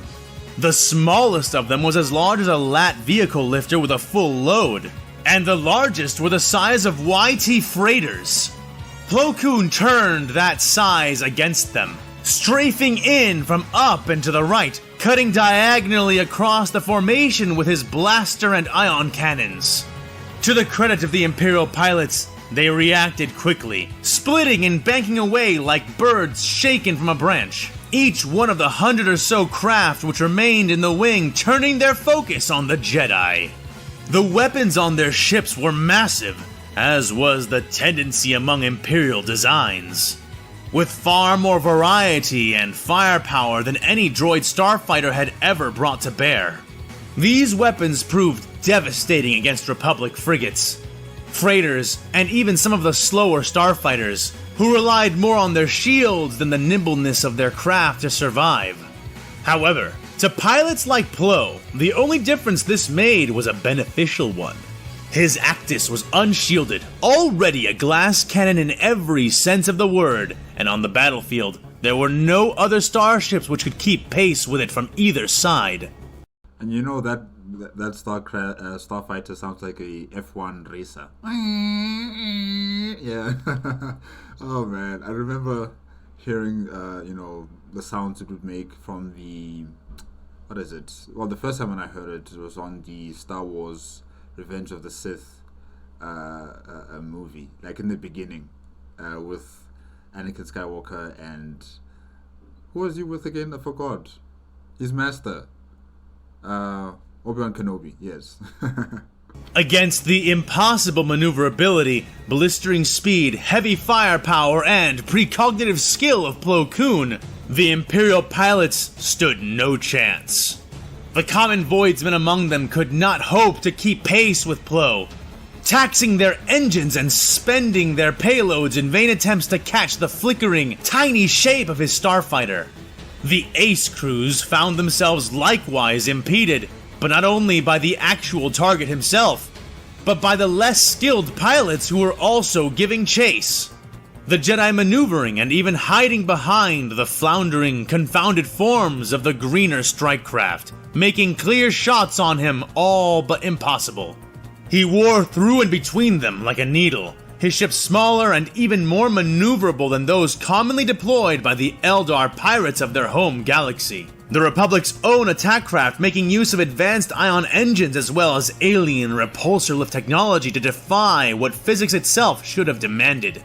Conversely, the Eldar relied on illusion fields and raw, blistering speed, things the Jedi ship made up for with its ability to completely control its motion at high velocity, spinning, flipping, turning on a dime, and making a mockery of any crew which attempted to keep up with it. Though he rarely had the opportunity to make his own effective attack against the swarms of Imperial craft which pursued him, Master Plo did bring about the indirect death of tens of Imperials merely by contriving to maneuver their ships into each other, overeager and aggressive pilots being all too easily lured into becoming the Jedi's weapon. Still, given enough time, with the amount of ships which pursued him, Plo Koon would have been cornered eventually. But time was not the ally of the Imperials, as the Republic soon proved. In the midst of his dodging and flying, Master Plo suddenly saw a rain of concussion missiles and blaster cannon bolts lay into his pursuers from the right, driving those which survived off as a combined force of V-Wings and Y-Wings flew in from behind and took up a familiar formation with the Jedi at their head. Not just any familiar formation, Plo realized. Smiling to himself, at least in as much as a Keldor could, Plo Koon reached for his communication controls and linked up with the ships behind him. Commander Wolf, is that you?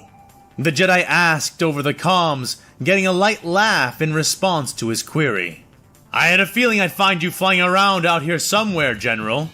Wolfpack has your back. I only wish you'd let us know earlier. Ain't a style party, said Commander Wolf. Trust me, I wanted nothing more, but I could not endanger your lives and careers over a Jedi matter. That being said, fret not, Commander. There is still plenty to do before we are done here. Follow me. We have to thin out these Imperial strike wings. Once we have, we can begin crippling their larger ships. Are you ready? Was Plo Koon's reply. Aye, I fight for Aya. I'm sorry, guys. StarCraft is it's just getting into my head, just hearing Plo Koon speak, really. He's a Protoss, this guy. He's a Protoss. General, lead the way. The clone commander affirmed loudly, the engines on all the ships flaring as they burned hot to keep up with the Jedi strike leader. Arc fighters and Y-Wing bombers proved to be the most susceptible to the Imperial attack craft, falling unless covered and protected by other, more nimble ships.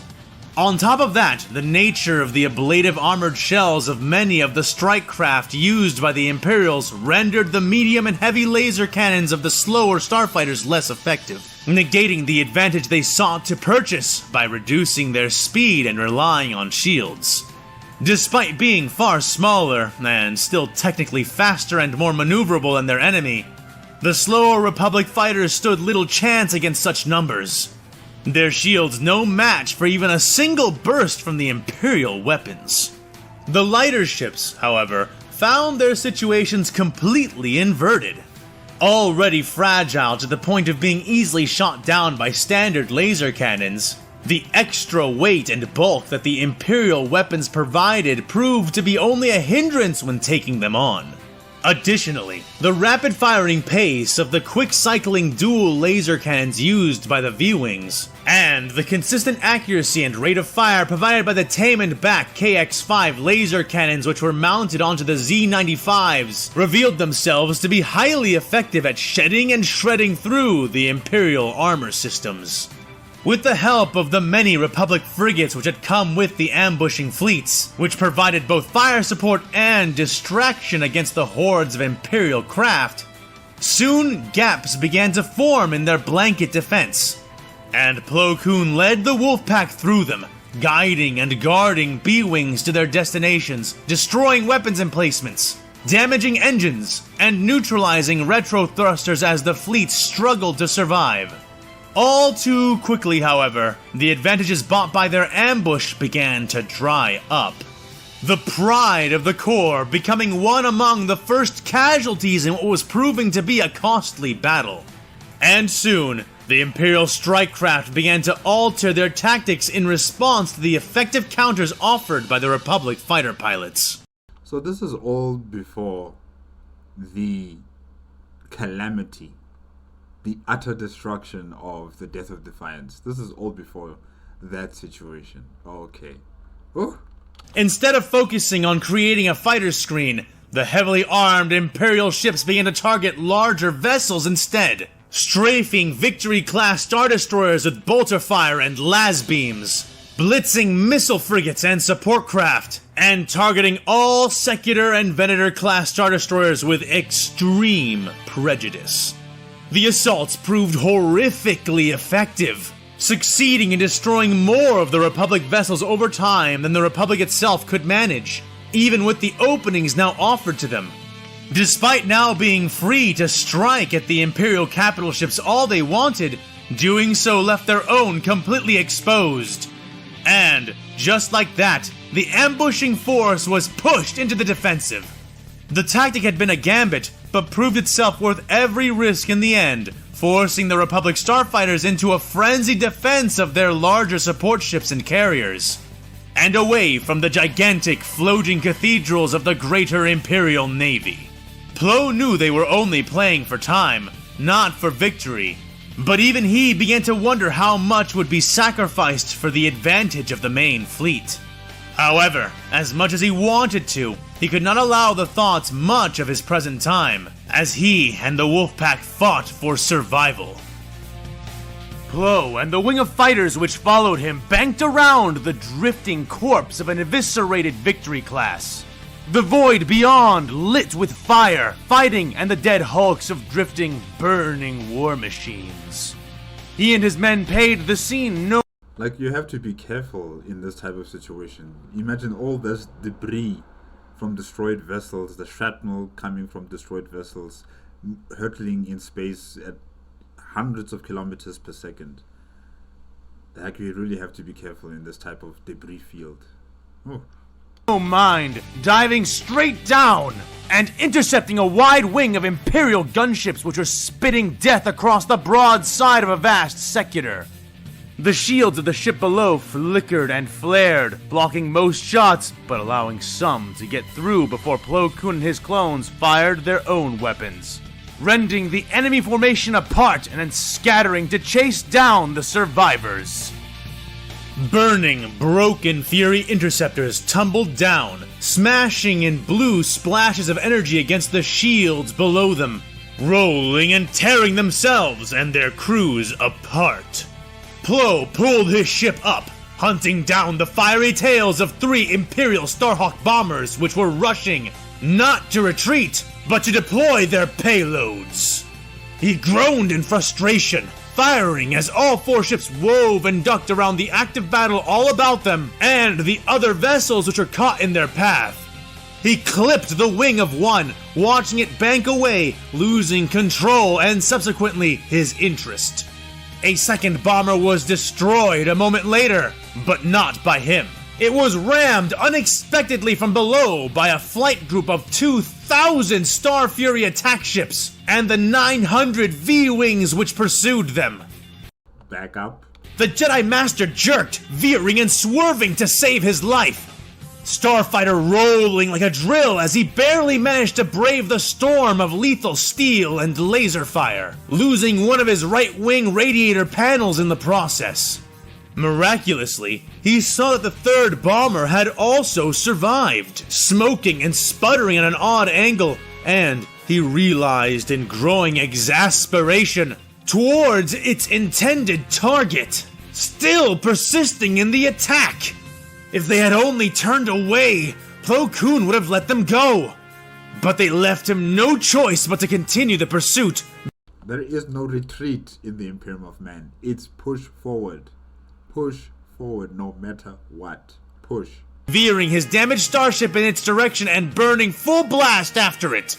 His fragile Actis starfighter rattled and screeched around him as he homed in on the Starhawk, itself now coming into range of its target, a listing, retreating Secular-class Star Destroyer.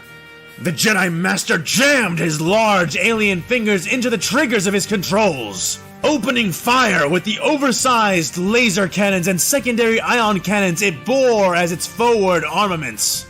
The shots hit clean and true, blasting through and into the cabin of the large bomber, which began to spin and sputter out of control. Plo sighed and leaned forward, thinking that to be the end of it. But he was proven wrong. Of course, you were just experiencing the starter. There's still the main course and the dessert. And the dessert is terrifying. The failing, burning Starhawk seemed to impossibly regain control of itself, flying its entire bulk, body and payload, into the side of the Secular, detonating in an expanding molten explosion of superheated plasma. The ship could not withstand it, and soon Plo was watching helplessly as escape pods and fighters fled its burning, erupting corpse. We do not retreat. We win. The Imperium of Man wins. They do not retreat. It had been 15 minutes, and already most of the initial force the Republic had sent was destroyed or retreating into hyperspace. And then, everything got worse. As the ship crested over the exploding remains of the felled Secutor, the Jedi was greeted with the sight of their continuing vicious struggle. The chaos of dogfights, ranging from those taking place between two pilots and those small wars waged by hundreds or thousands on either side. Battleships and star destroyers lobbing the luminous blood of stars at each other. Explosions filling the searing void with varied, horrid lights. And then, the most terrible light of all spilled out across the battle zone, burning eyes, ships, and souls in its wake.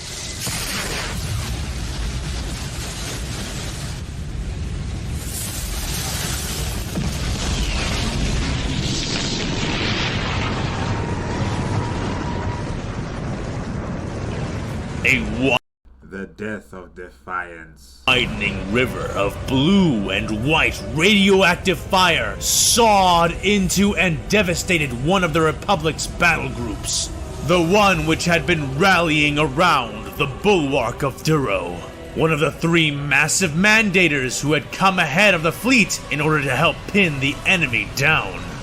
The mandator in question had been torn nearly in half, the starboard side of the gargantuan Kuwati ship having been vaporized by the unrelenting flow of catastrophic energy.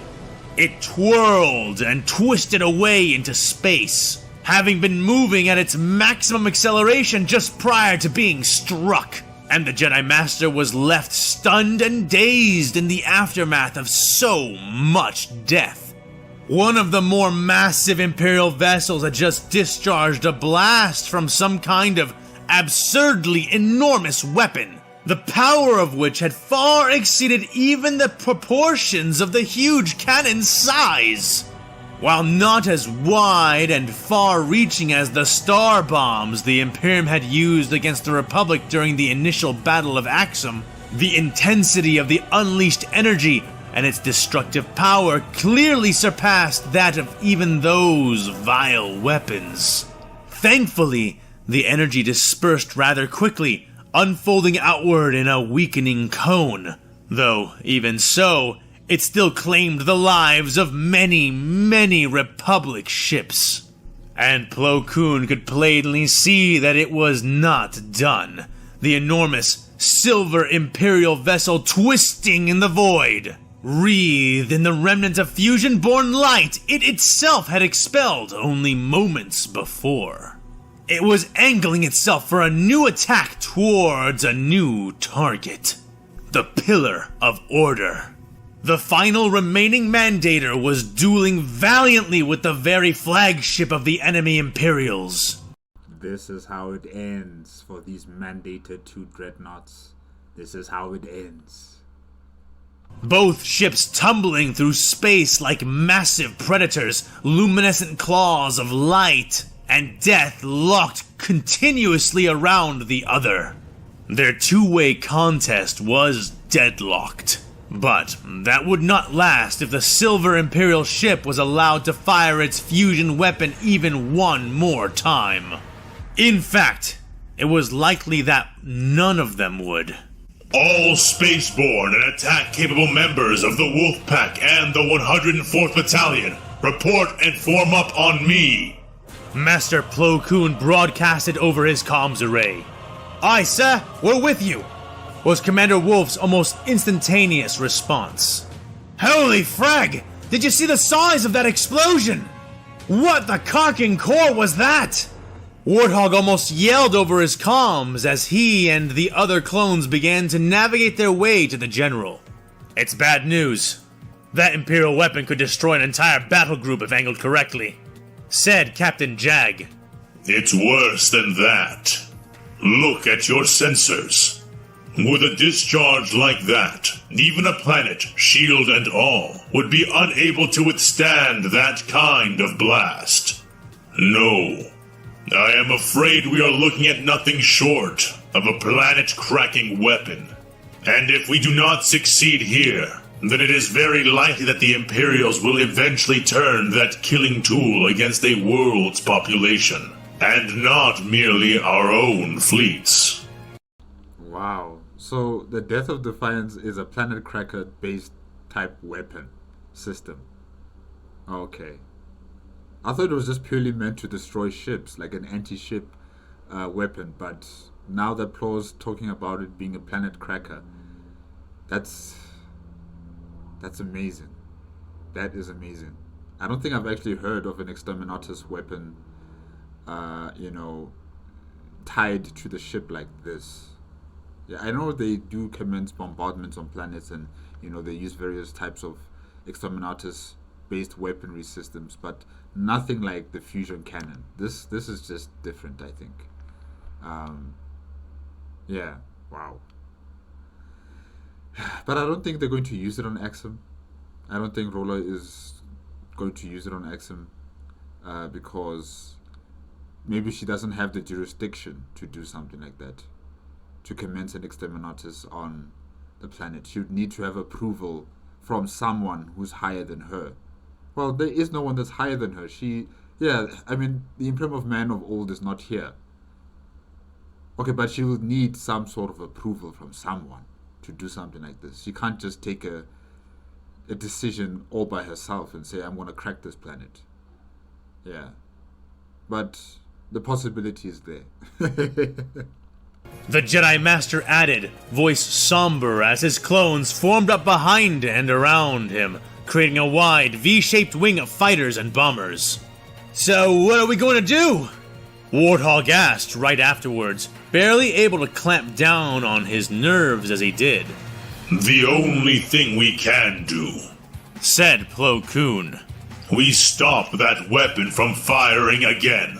Follow my lead, he declared, thrusting forward on his control sticks and lurching his speedy fighter into a forward advance. I just wonder, how are you guys going to do that? This thing is impervious to any form of weaponry that you have available. It's armor-cladded, like there's nothing that can touch it. So, what are you guys going to do? Swiftly followed by his force of clone pilots. Sir, if we leave to attack the enemy superweapon, we'll leave our support ships undefended. Jag sent out as they moved. Their sacrifices will be commended. This ship has to go. They will have to rely on other squadrons for protection until we return. However, our task is clear. We drive all the way to the Imperial ship. We must intercept it before it reaches the Pillar of Order. If we do not, the losses will be incalculable. With me, men of the 104th, for the Republic. The Jedi responded back, the comms momentarily filling up with affirming cries as the engines on all the starfighters in the formations intensified their thrust. They sliced through the space between themselves and the speeding, enormous vessel they were attempting to intercept. Engines trailing fire in long lines behind them, like the glowing body of divine arrows, each craft composing the lethal head which would strike the Leviathan dead. And it was perhaps because of this display that they were noticed right away. 2 cruisers and several wings of Imperial attack craft visibly converging on their location. General? It doesn't matter. Push through. One of the clones sent nervously. Do not slow down. Keep accelerating. Our ships are faster than theirs, so we can outdistance them once we get past them. Save your heavy ordnance. We will need them all to have any hope of stopping that ship. Plo ordered through the comms. You mean if we can get past them? Warthog groaned. Hang on to your helmets, boys. We're going in, said Commander Wolf, speaking seconds before their wing of speeding starships virtually collided with the haphazard Imperial front. Blasters fired, las cannons strafed, and veritable blizzards of anti-starship missiles sped across the limited expanse between the speeding ships. Explosions blossomed across the line, starships veering, burning, turning rapidly as men screamed over the comms, dying all around him. Keep pushing. But Plo Koon could not spare more than an instant's consideration for them, though he longed to. Yet his own survival was far from secure, and it took the pinnacle of his skill merely to remain alive. Already he had lost a quarter of the fighters following him, his ship spinning through the storm of metal and weapons fire, only the best and fastest clones able to keep up. Then, the cruisers fired. The Jedi Master had expected them to issue out enormous but concentrated blasts, such as those they had been using until now. Shots which were relatively easy to dodge for starfighters. He could not have been more wrong, as was revealed when the broadside cannons opened fire, spilling out a sudden relativistic volley of metal balls, near microscopic pellets to the ships which fired them. Some sort of flak field that's been activated by the cruisers. Okay. But the fist-sized projectiles proved far more significant to the clouds of fighters and attack craft they were fired into. Flames burst to life all around him as both Imperial and Republic craft were shredded like a flock of combustible starlings exposed to a flechette launcher. Plo twisted his controls, his precognition screaming at him mere moments before the weapons fired, spinning his ship through the shrapnel, debris and scraps spattering weightlessly across his canopy as alarms sounded throughout the Jedi's ship. His astromech droid screeched and beeped in obvious distress, its instruments indicating towards 3 wide punctures in the ship's lightweight frame.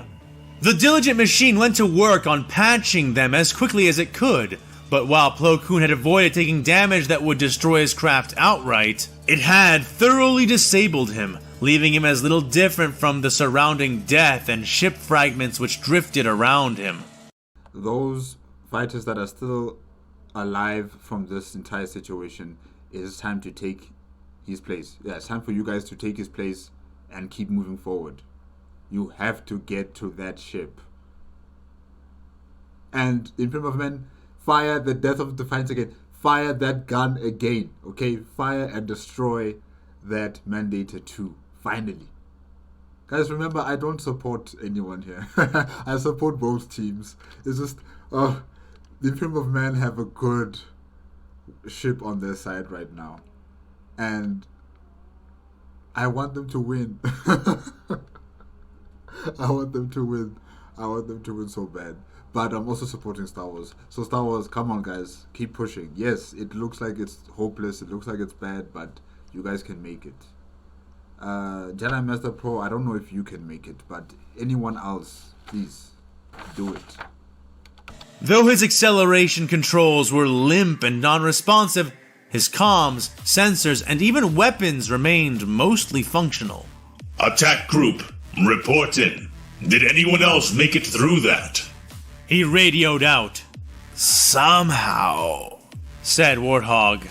Barely holding it together, but I'm still here, General, reported Jag. Still caught up in some fighting. I'll be back around to get you soon, General, Commander Wolf reported, his voice loud and distracted as his V-Wing spun and danced between 3 Imperial survivors of the attack.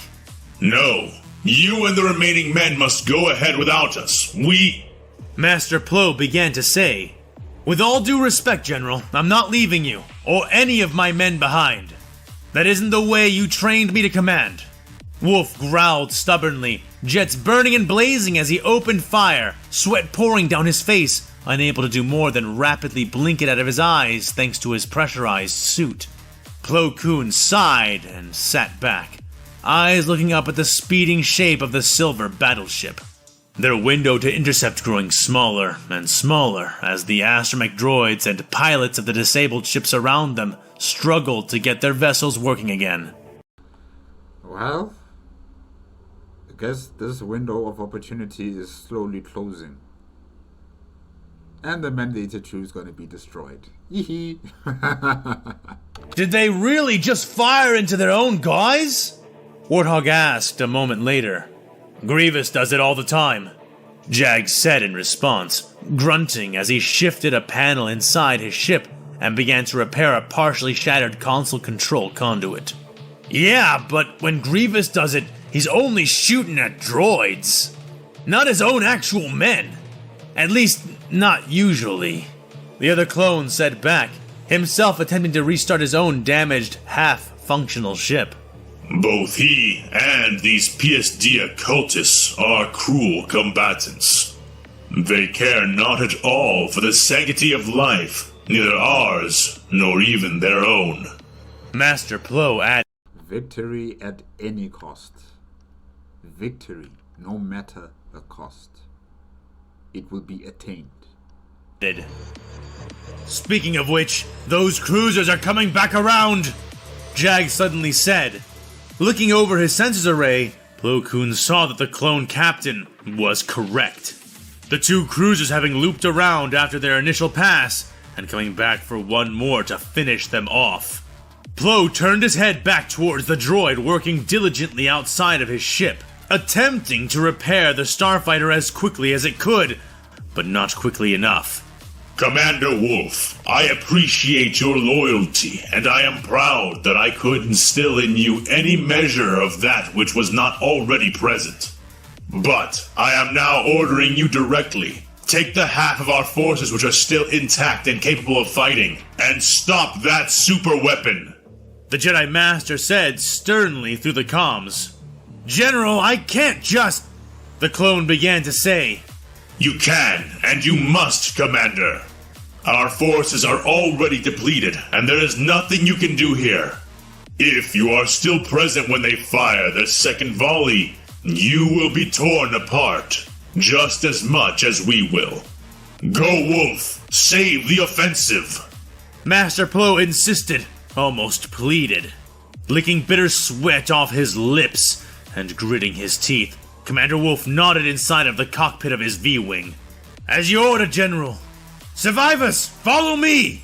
The clone ordered, veering off from the now fleeing Star Furies who saw the cruisers approaching for their finishing pass.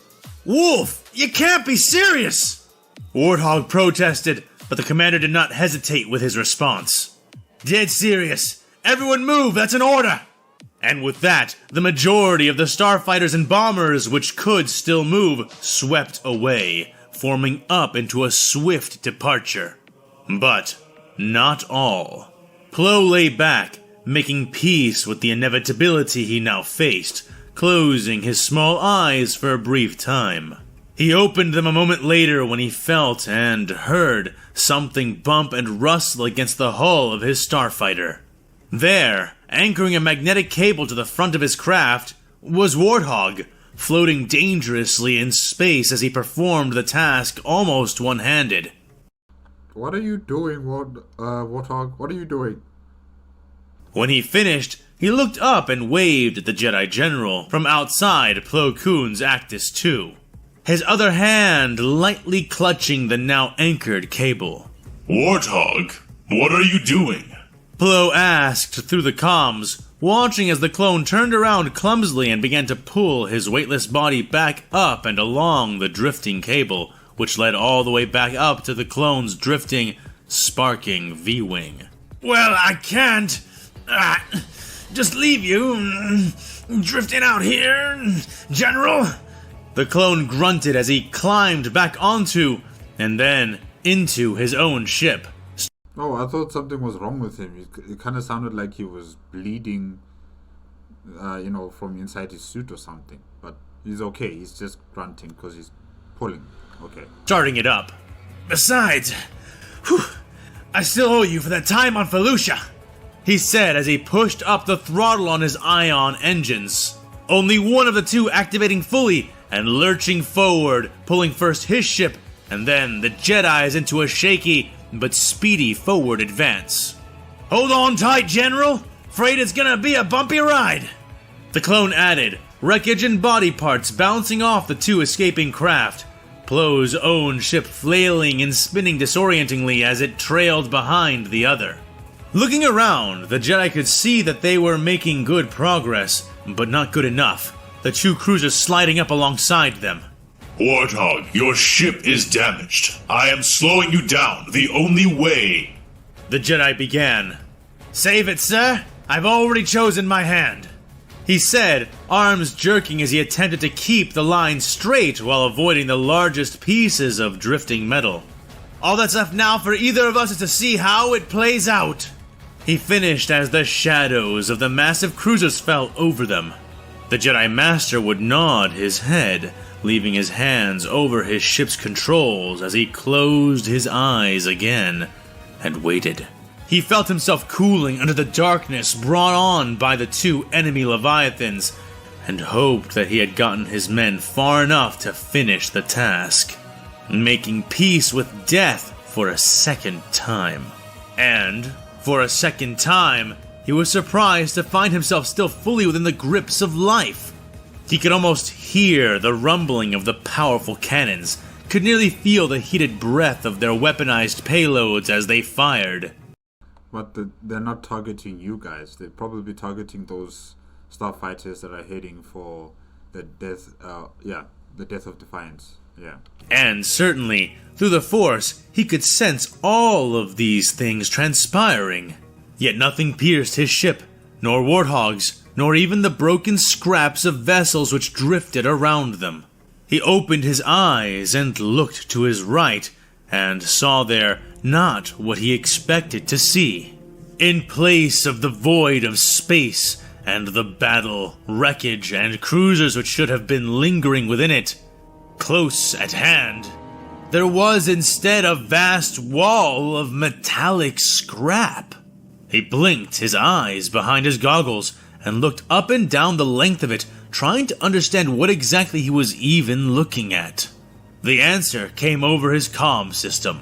Looks like you could use a break, General, said the voice of Admiral Spikes. Plo Koon looked directly up and saw there the 6 Victory-class Star Destroyers which lingered above his ship. Welcome, Admiral Spikes. Long time no see. Each of them angled and poised to allow their tractor beams the best possible hold on the metallic slice of the Mandator II they were using as a shield.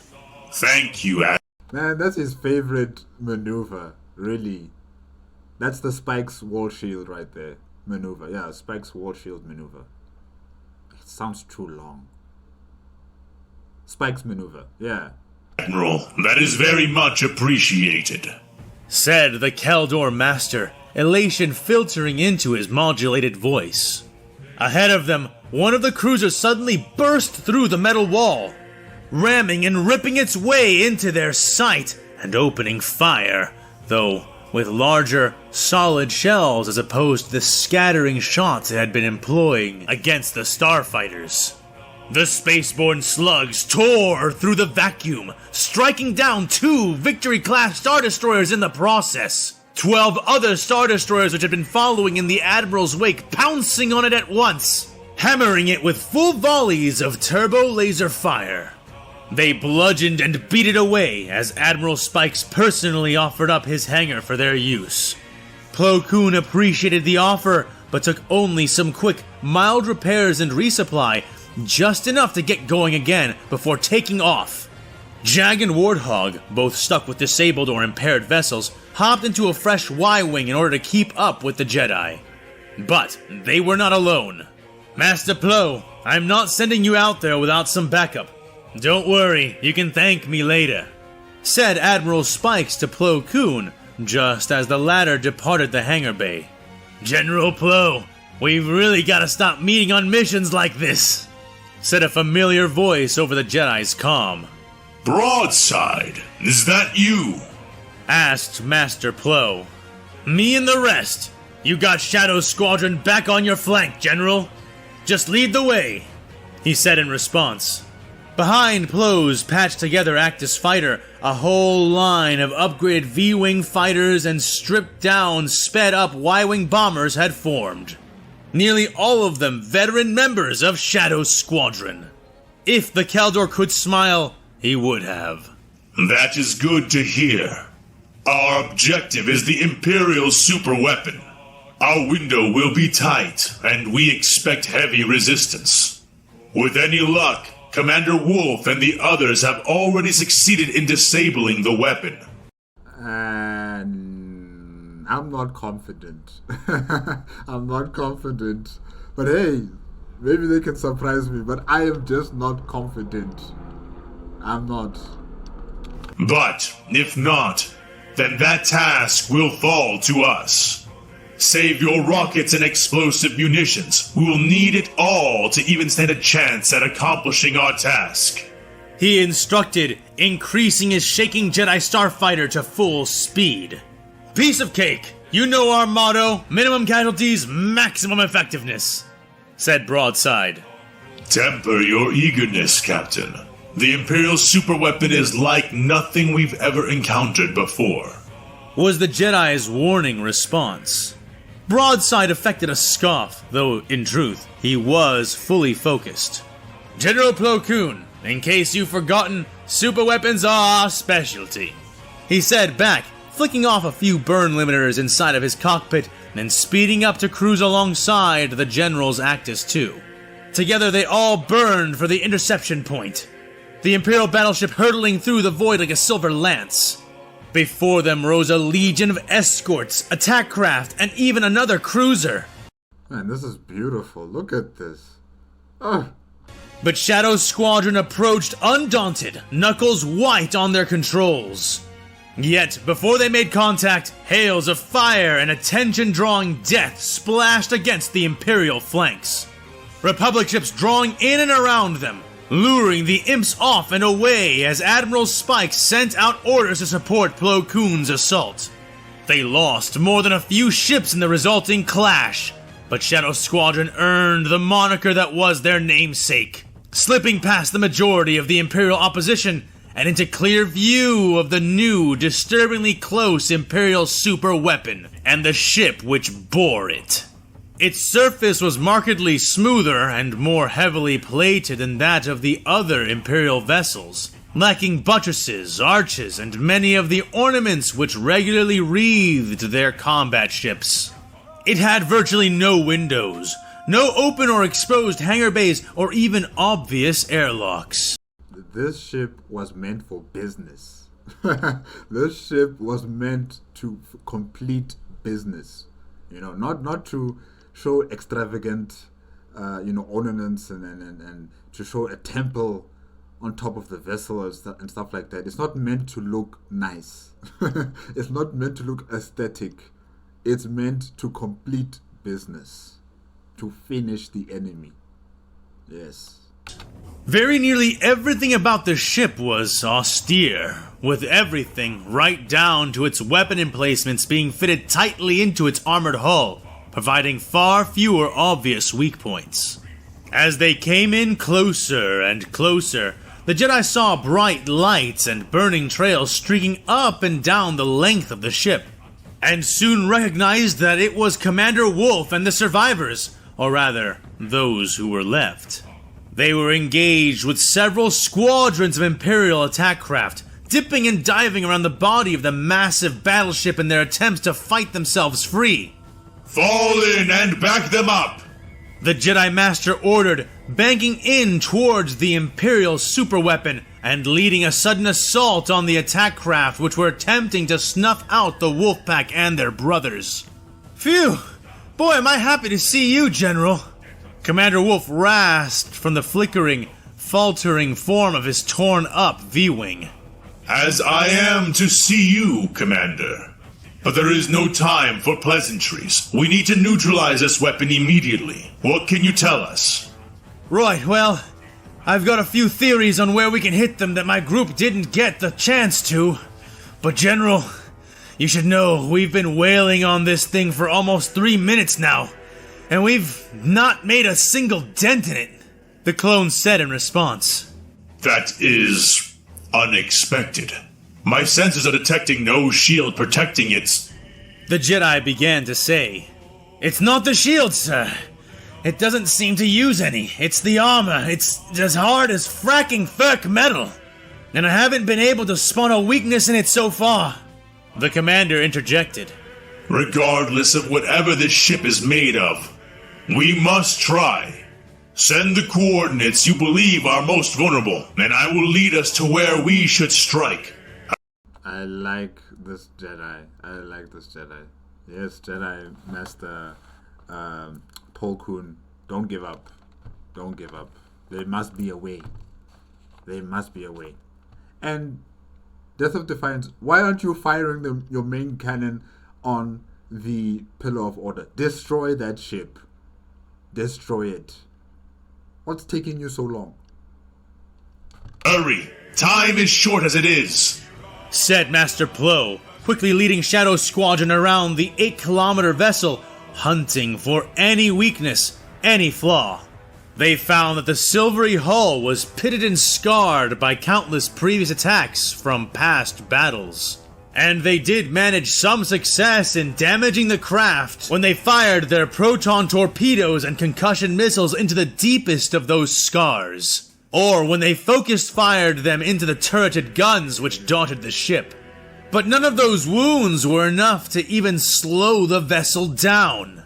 Why don't you shoot the engines, with your most powerful weapons? Just shoot the engines. You might be able to disable it.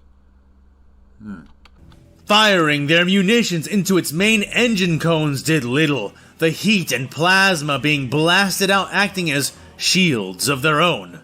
Oh. Well, I don't have an idea what you guys can do. I don't have an idea. Wait. What?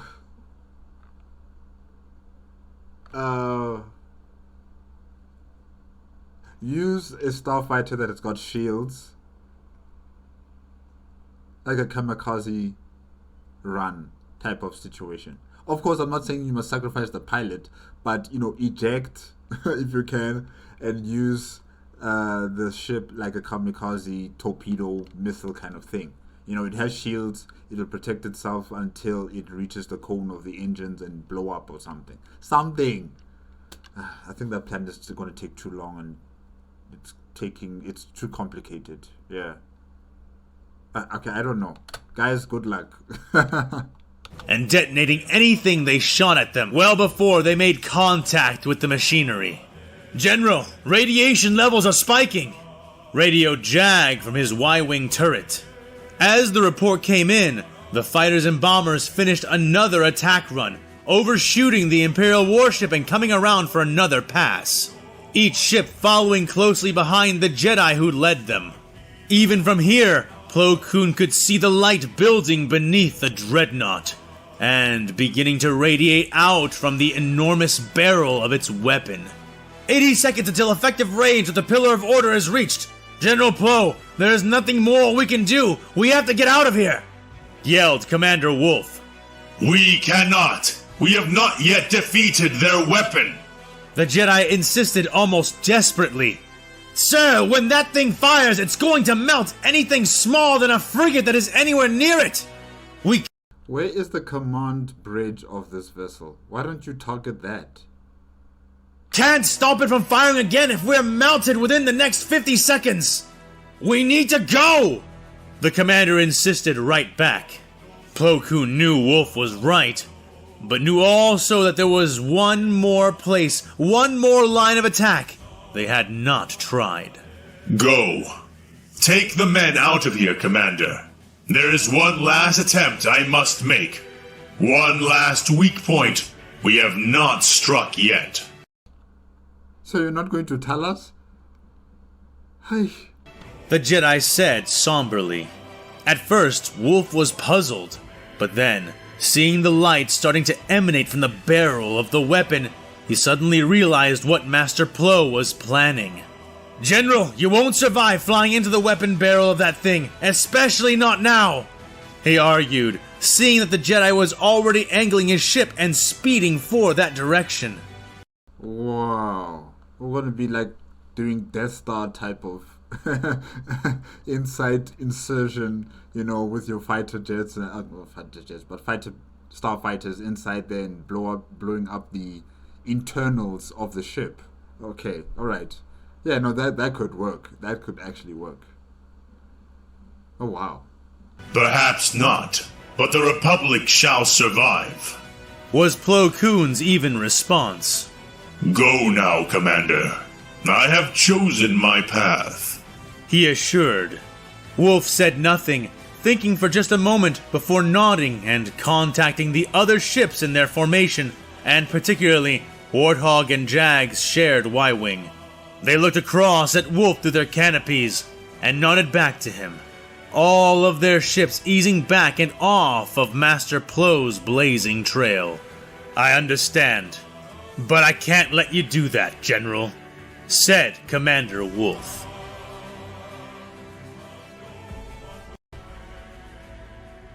Commander Wolf, what do you mean you can't allow him to do that? Are you going to do it yourself? Okay.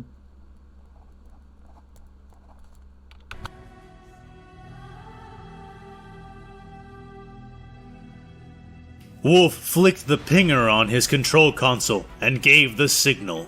The captain, all the way in his Y-Wing, received it and did as they had agreed.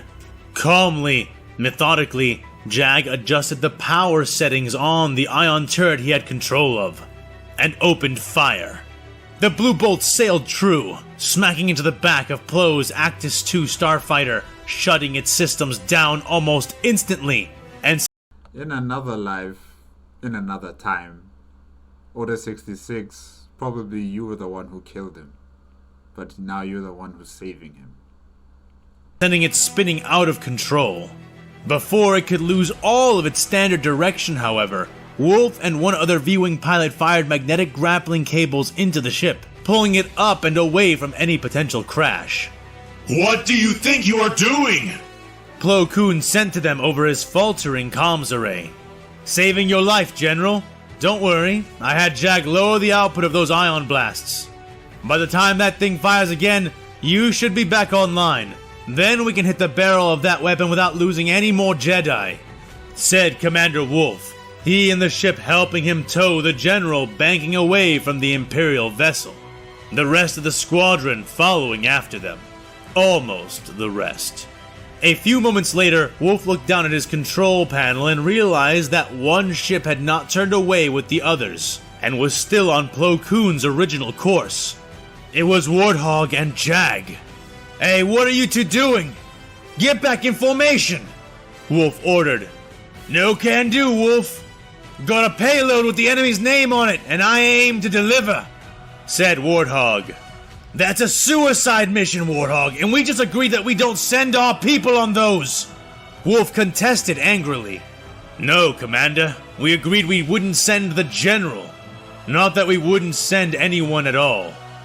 Well done. The Jedi's right. We have to stop this thing from firing even one more time. I figure if a Y-Wing flying up its nose with a cargo full of protons doesn't do it, nothing will. We just need one more shot. Just one more shot from the Death of Defiance. Just one more. That mandated 2 Dreadnought has to go. It has to go. Said Jag. The Y-Wing spiraled before the front of the speeding silver warship, its shields glimmering against the radiation as it twirled in space briefly before diving down into the mouth of the cannon at full speed. "Wolf, tell the General we're even now!" yelled Warthog over the comm system, his hands gripping tight the controls before him, his face fixed into a manic, spin-eyed rictus of reckless death drive. "Damn it! Jag!" Wolf began to say. "I've got no last words, Commander, except this. Live to fight another day, brothers. Win, and live to fight another..." Jag's words were bitten short by a sudden, odd flash. A flash so bright that it shone through the body and armor of the weapon, though only dimly to those outside the ship. May the Force be with you.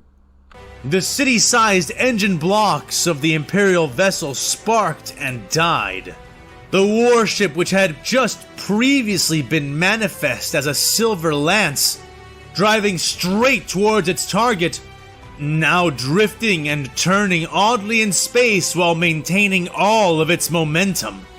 The gun seemed to fire, spewing forth a misaligned torrent of red and blue energy, which lasted only a quarter as long as the first blast had, before sputtering to a stop.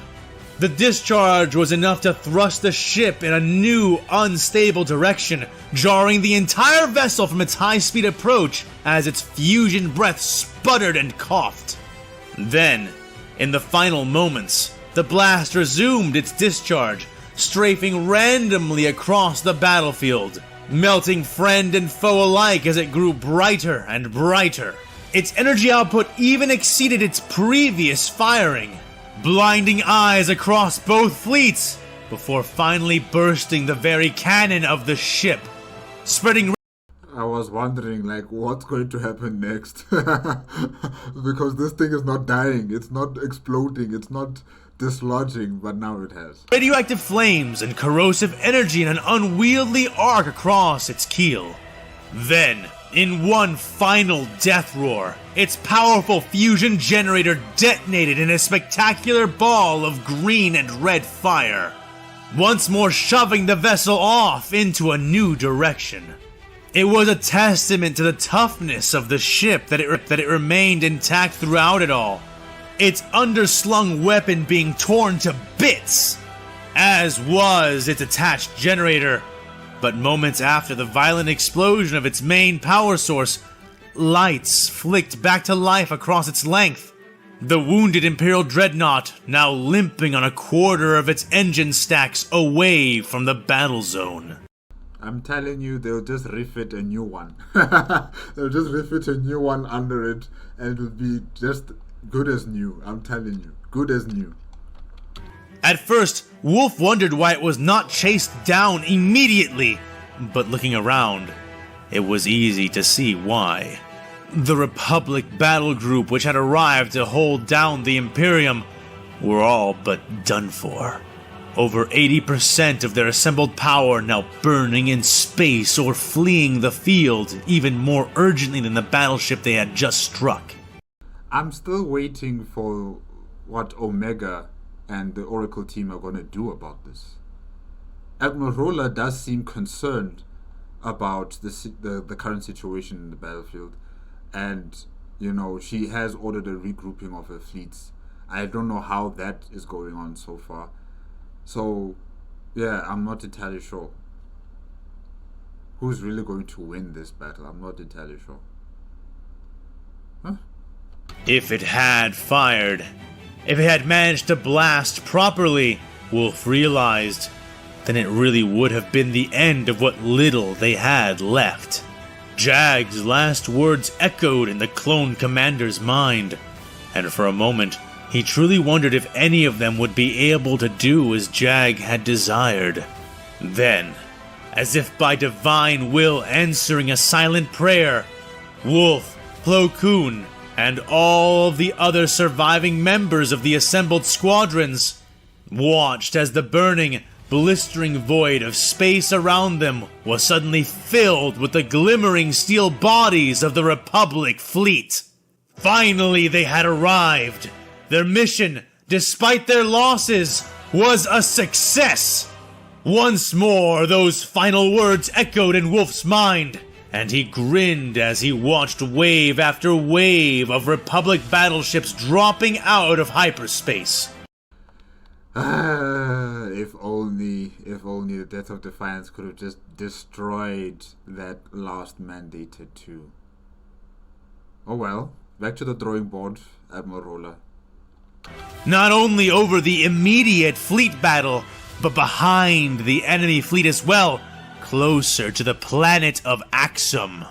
Wolf clenched his controls, rallying the survivors of the assault and beginning to lead them back towards one of the newly arrived secutors. All the while muttering under his breath, "We will, Jag. We'll win, and we'll live. You're damn right we will." This is how it's gonna be. This is what you think of me. It's going down like I told you. This is how it's gonna be. I'll be the last man standing here. I'm not going anywhere. It's going down like I told you. I'll be the last man standing here. I'm gonna rock you. I'm gonna rock you. I'm gonna rock you. I'll have you begging for mercy, begging for mercy. Oh, I'm dangerous. So dangerous. I'm dangerous. So dangerous.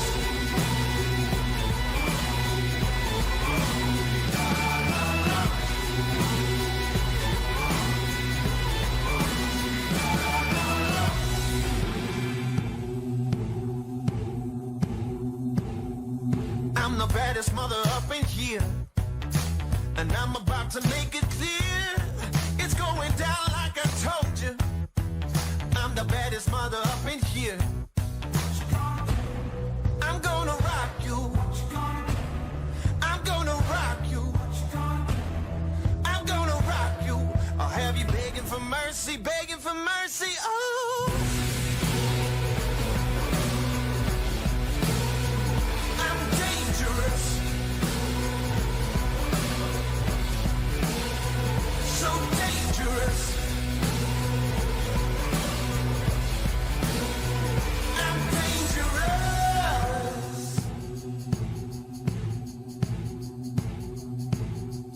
Get ready, 'cause here I come. I'm about to come and get me some. Hot as a smoking gun. So get ready, 'cause here I come. I'm gonna rock you. I'm gonna rock you. I'm gonna rock you. I'll have you begging for mercy, begging for mercy. Oh.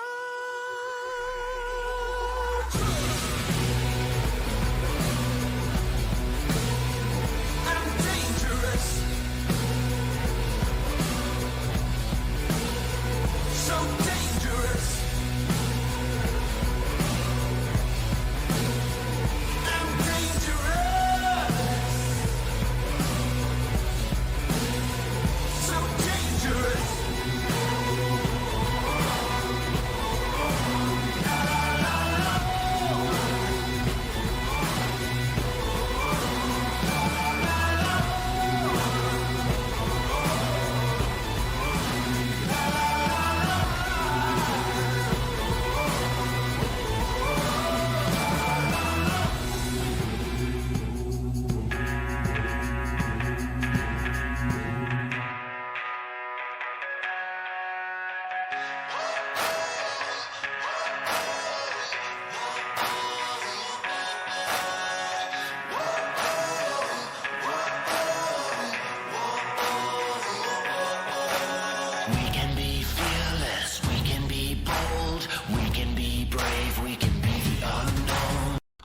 Definitely, these soundtracks, I'm going to look them up. There's some very nice soundtracks out here that I need. I need them. We can be the wild ones, heroes of the world. We can share the message of the lessons that we learned. We can be the fire, feeding our desire, taking all the chances and never get burned. We can go our own way, we can be the new day, coming up strong. Whoa, gonna rise up, no stopping us now. We're taking on the world. Whoa, gonna rise up, no stopping us now. We're taking on the world.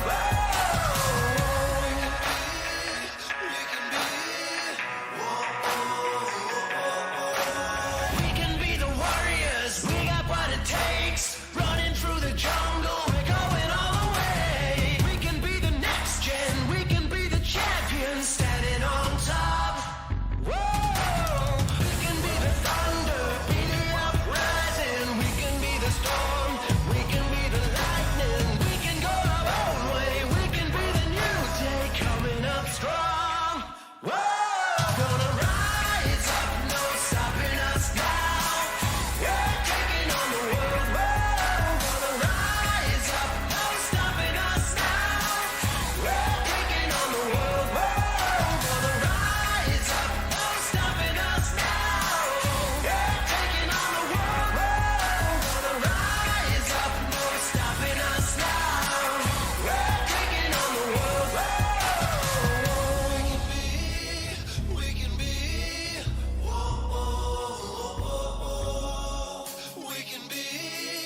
We can be.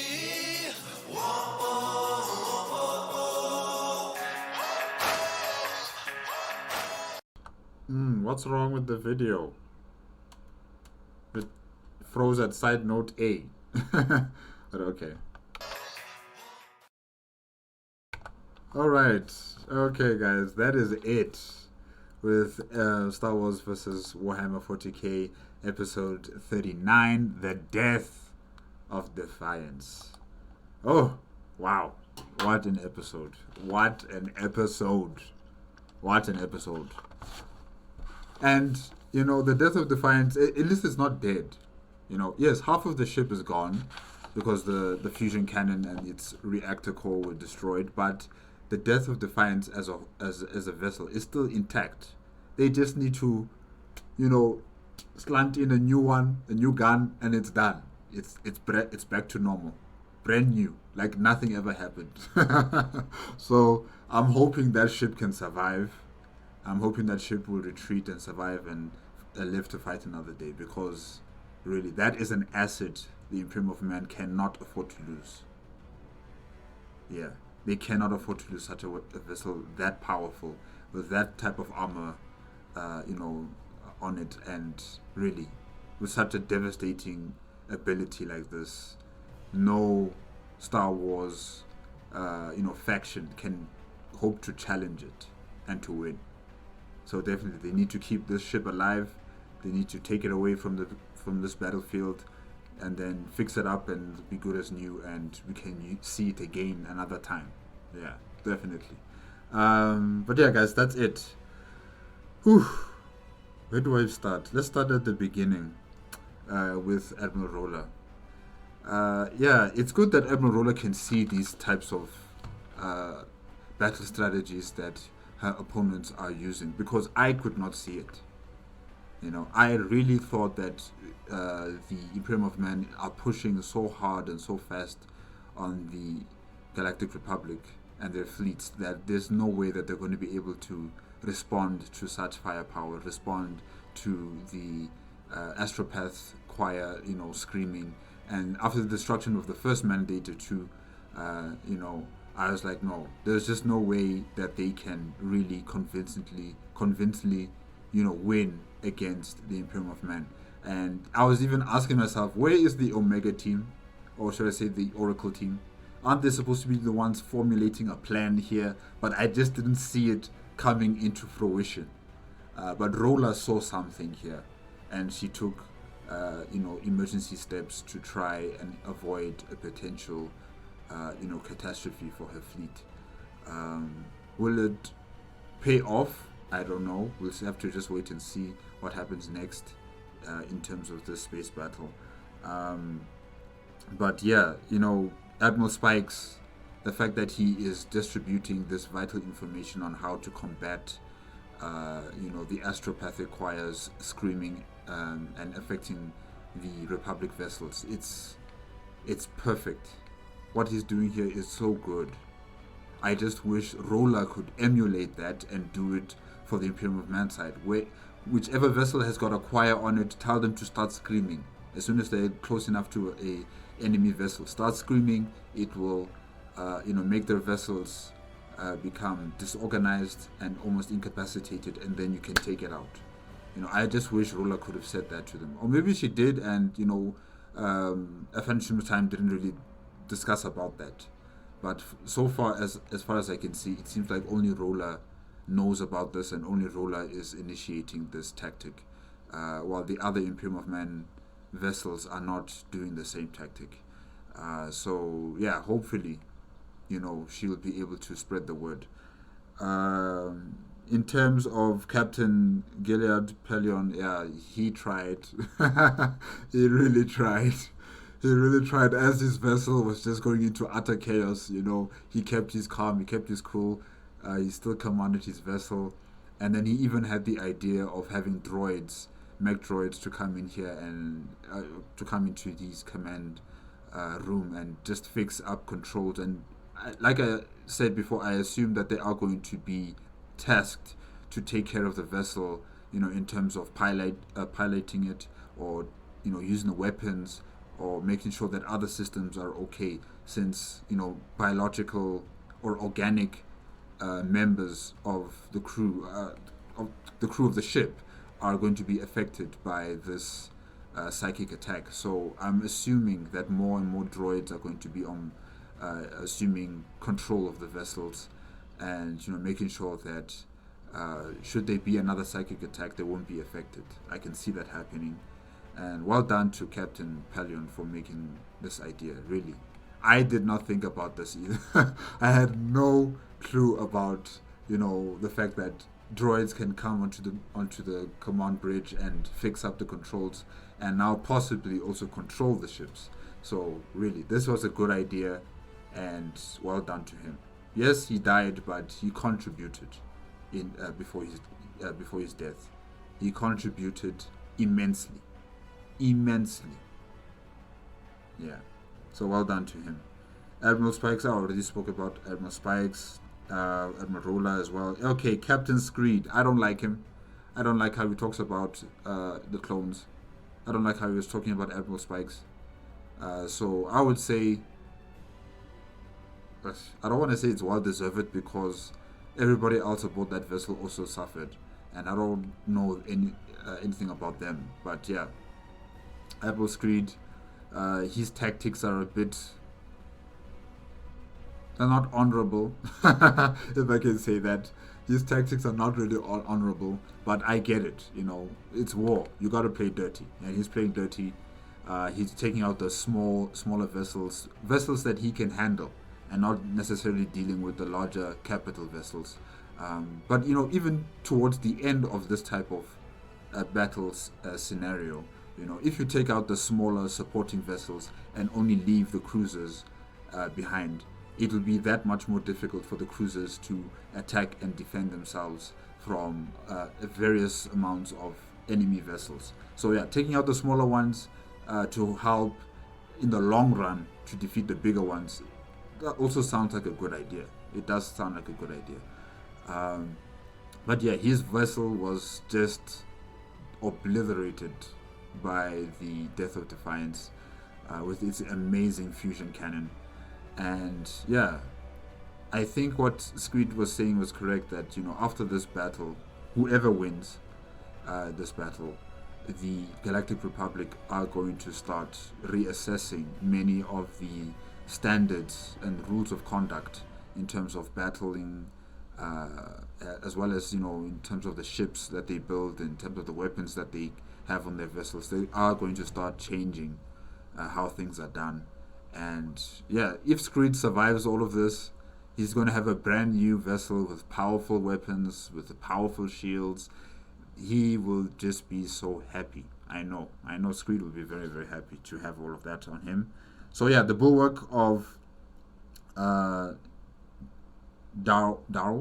Yeah, that vessel. Sorry guys, I mispronounced it. But yes, that vessel is total. I don't think it's coming back. It's destroyed.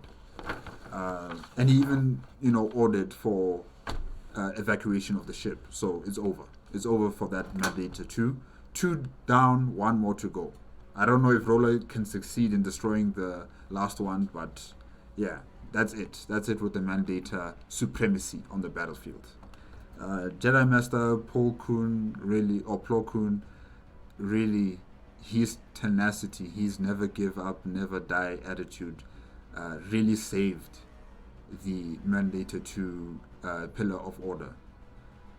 Because really, the way he kept on pushing for the Death of Defiance was nothing short of amazing and just bravery of the highest order.